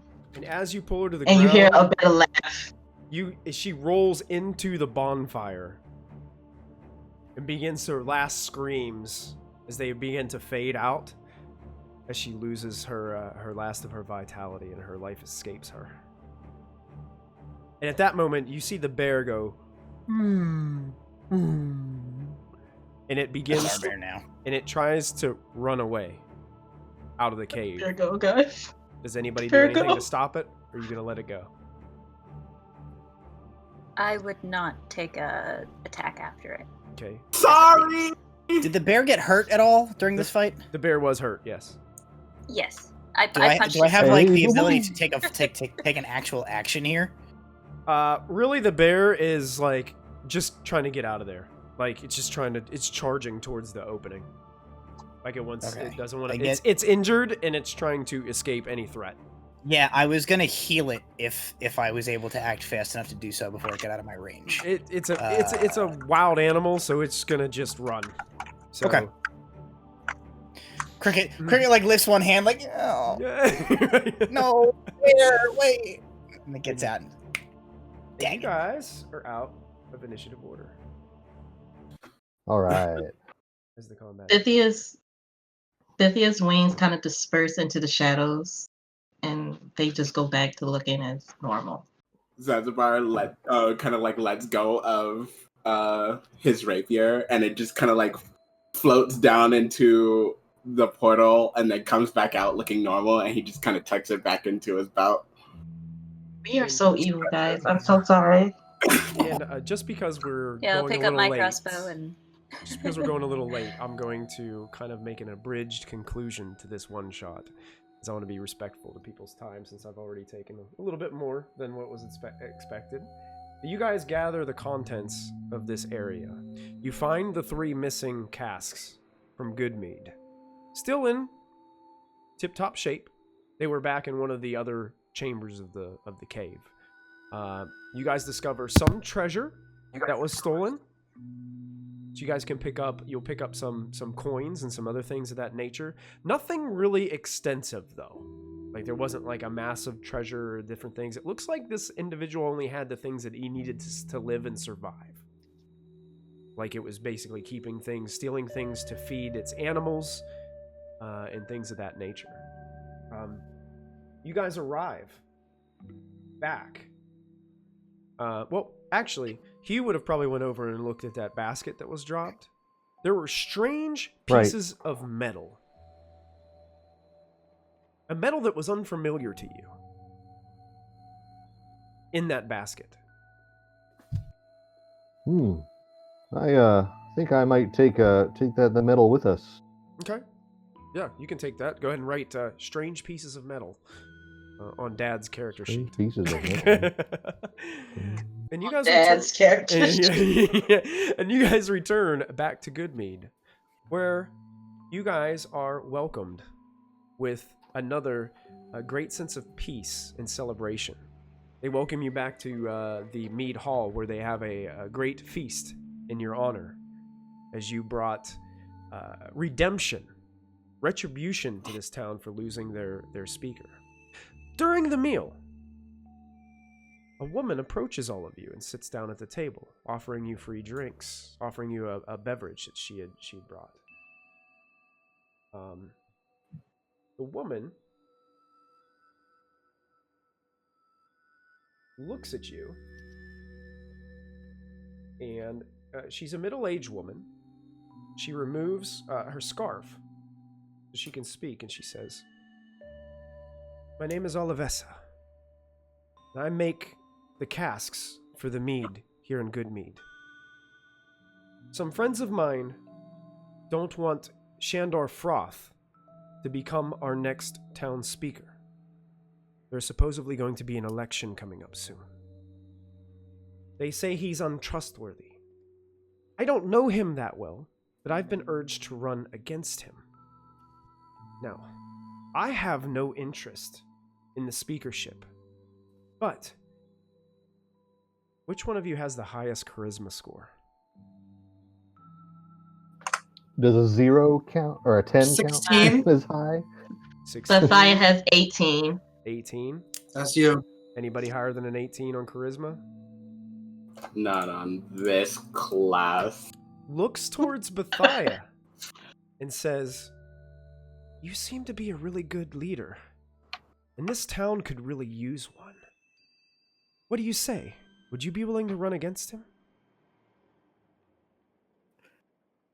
You'll have my support." Why not? And she just smiles innocently. She says, "Great. A toast to you, my friend." And holds out her glass. I kind of like to do the ding.